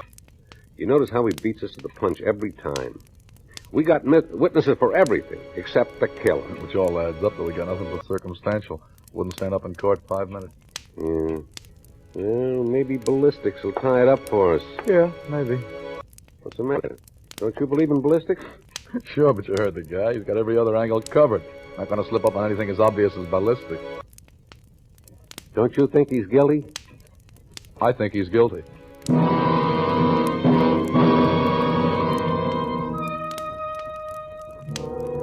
I went back up to Coleman's apartment. I hate this part of any job. There's always the off chance that it may turn up something, so it has to be done. But 9 times out of 10, it doesn't get you a thing. Didn't this time either. It's a lot of junk. In the living room, items, crossword puzzle he'd been working on, the pencil stuff, the butt of the cigarette he'd been smoking, and the package it came out of. The bathroom, items, usual assorted stuff in the medicine cabinet, and 15 rusty razor blades under the bathtub. Kitchen items, 3 empty beer bottles and some very lively cockroaches assorted sizes. The bedroom, items, a bureau full of linen, and 3 suits in the closet. One of them was the gray number he'd been wearing the night he called on Lombard. There was nothing in the pockets but a Canadian dime, a faded snapshot of a faded blonde, and a book of cigarette papers. I put the stuff from his pockets in a regulation brown envelope for no very good reason. Went back to the precinct. Clevenger was still there, biting his nails. Did you get anything? If I did, I don't know it. How's he doing? How's he doing? How are we doing?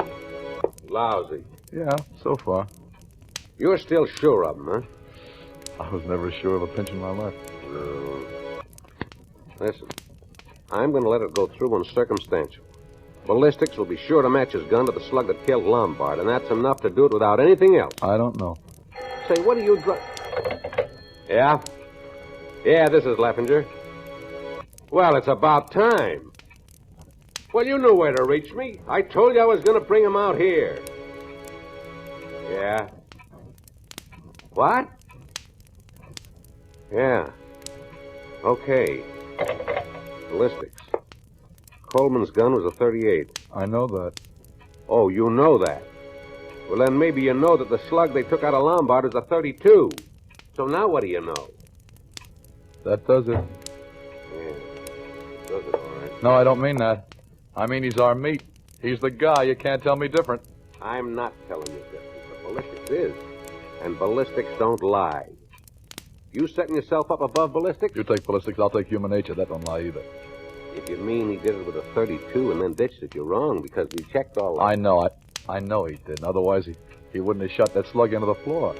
But the slug in the floor was a .38. Listen, Cap, I've called on aldermen, yeah, and state representatives, but even they get a little scared when you say headquarters. But not this guy. He was waiting for us. He was calm. He was doing crossword puzzles. He was too calm.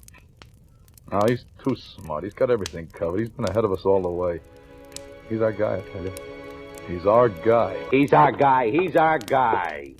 Well, go on out and prove it then. All right, don't take it out on me, Cap. I feel as bad about it as you do. Yeah, well, you're the guy with all the big ideas. Go out and do something about it. All right, how long will you give me?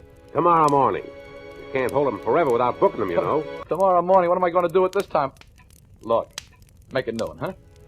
Give me a chance, anyhow. All right, noon. And I'm stretching it for you. Yeah, thanks, Cap. Listen, wait a minute. You're not holding out on me, are you? I wish I was. I don't know a thing more than you do, Cap. I just know it's got to be our way, that's all. Yeah, gotta be. Hey, I think I'll take another look at him before I go.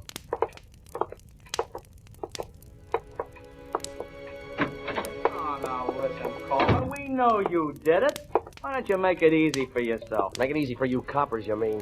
I know you guys. Anything for a pinch. What do you care if you got the wrong guy? All right. Okay, Cass. You can lay off. You got something? Yeah, the slug that killed Lombard was a .32. His gun is a .38. Huh? All right, throw him in a cell. We'll probably have to turn him loose in the morning. Morning? What's the matter with tonight? What's the matter? Don't you like it here? All right. But you'll have a sweet case of false arrest on your hands by morning. Remember that, copper, when you're back pounding a beat. Oh, I won't forget. You're smart. Got a match? Go and have a cigarette. I got my own. Go ahead, have one. I wouldn't take a smoke from a copper if it was the last one before I die. You may have a chance to prove that someday. Yeah? Yeah. When you go to the electric chair.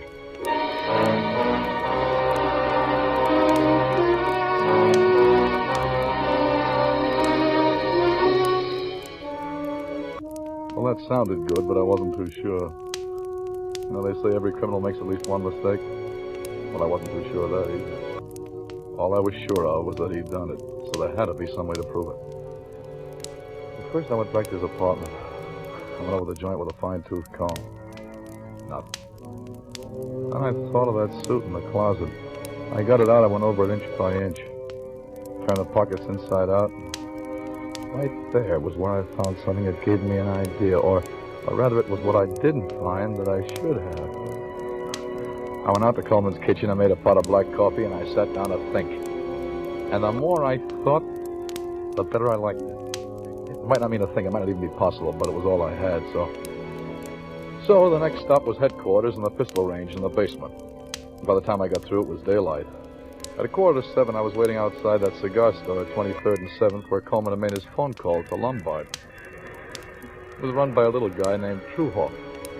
We questioned him before, but this was different. The story wasn't open yet, but finally, after what seemed at least an hour and a half, I saw him. Saw Truhoff come puffing down the street.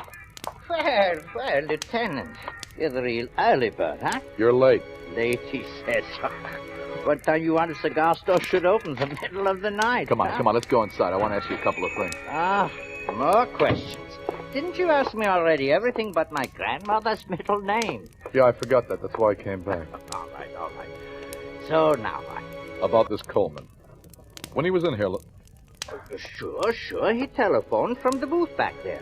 How can I hear what he says from way up here? I don't care about that now. He used to buy smokes from you, though, you said. That's right. Every day almost. Any particular brand? Sure. Always the same for 2 years. These, here. Always machine-made cigarettes? Always? Why not? What did he buy from you the night he was in here phoning? The same. Why not? You're sure he didn't buy these? Wait. Yes. If I didn't see them in your hand, I would never remember. Cigarette papers. For change, he said. To cut down expenses, he said. It was the first time he ever bought them. Did he buy any loose tobacco to go with them? Let me see. Why? I don't think. He didn't ask me, so I figured he's got some already. Okay. You can give me some now. Oh, sure thing. Hey, give me some matches, will you? Sure. Help yourself. Say, what is it all of a sudden with you, Lieutenant? You look like you just swallowed the cat that ate the canary. You're all right, Pop. And I'm going to fix you up. Yeah? Yep. To be a witness at a nice big murder trial. Free.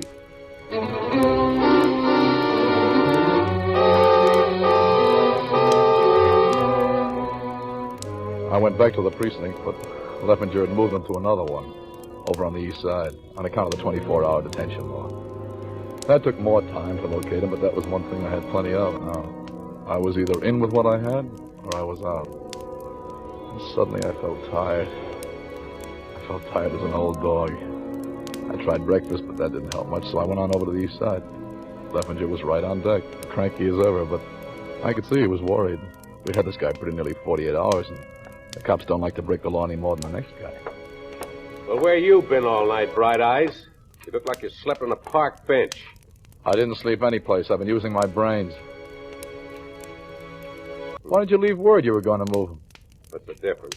His next move is out. His next move is arraignment after what I'm going to show you. Great. I'm just in the mood for lantern slide. Let's have him in, huh? Yeah, bring him in, Johnson. Okay, Captain. Now, look, first I want you to watch how he rolls a cigarette. What are we doing now? Playing parlor games? Just watch him, that's all. And remember, I found these cigarette papers in the pocket of his suit. The suit he wore the night he went to see Lombard. Oh, I suppose he gassed him to death with cheap tobacco. Here he is, Captain. Oh, the Rover boys. You guys woke me up just to move me to another hideout. Why don't you get wise to yourselves? You know you're going to have to book me or turn me loose sooner or later. All right. Forget it. We're turning you loose.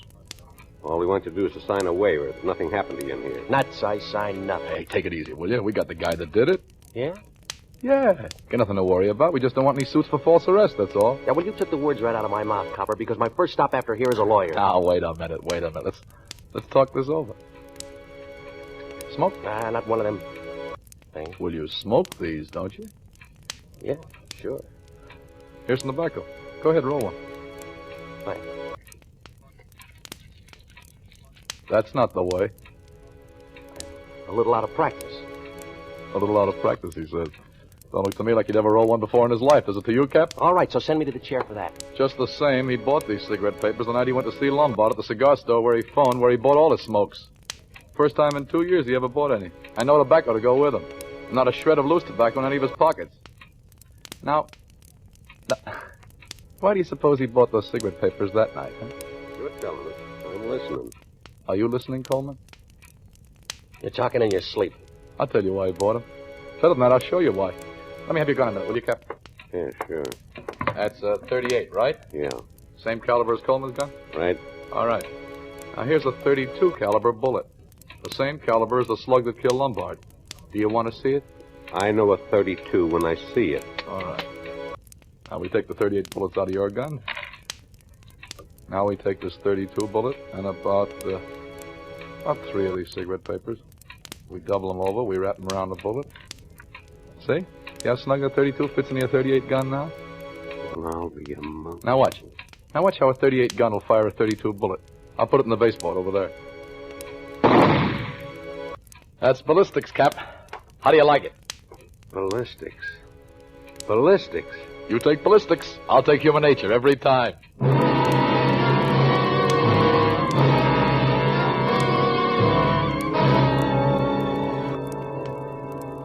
3 months later, Coleman went to the chair. Whether he took a cigarette from a copper or not before he died, I don't know. And I don't care.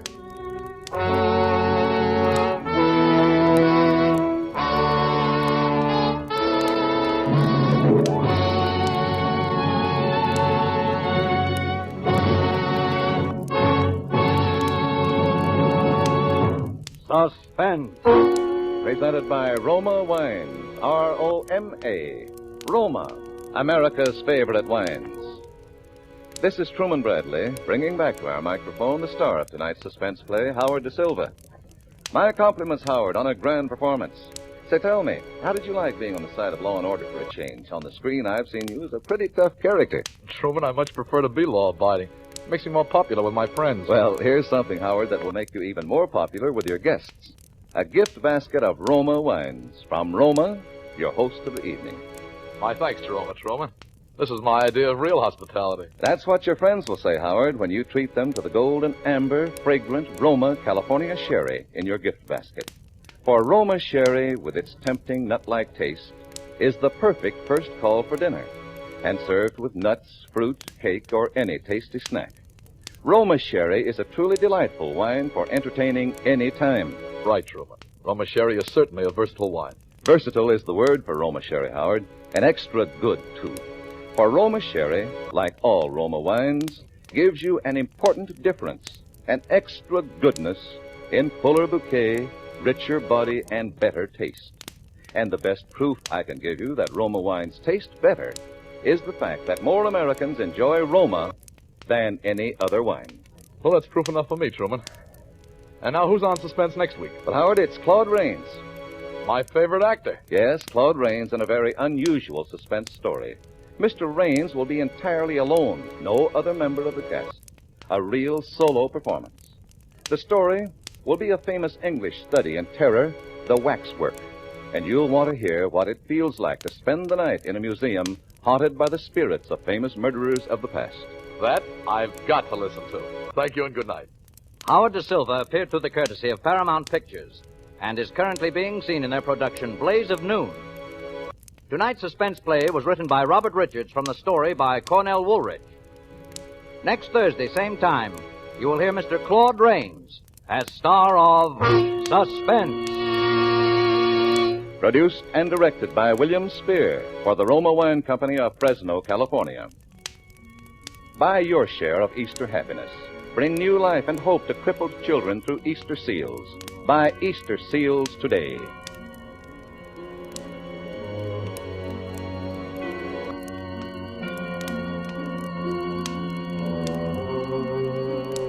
This is CBS, the Columbia Broadcasting System.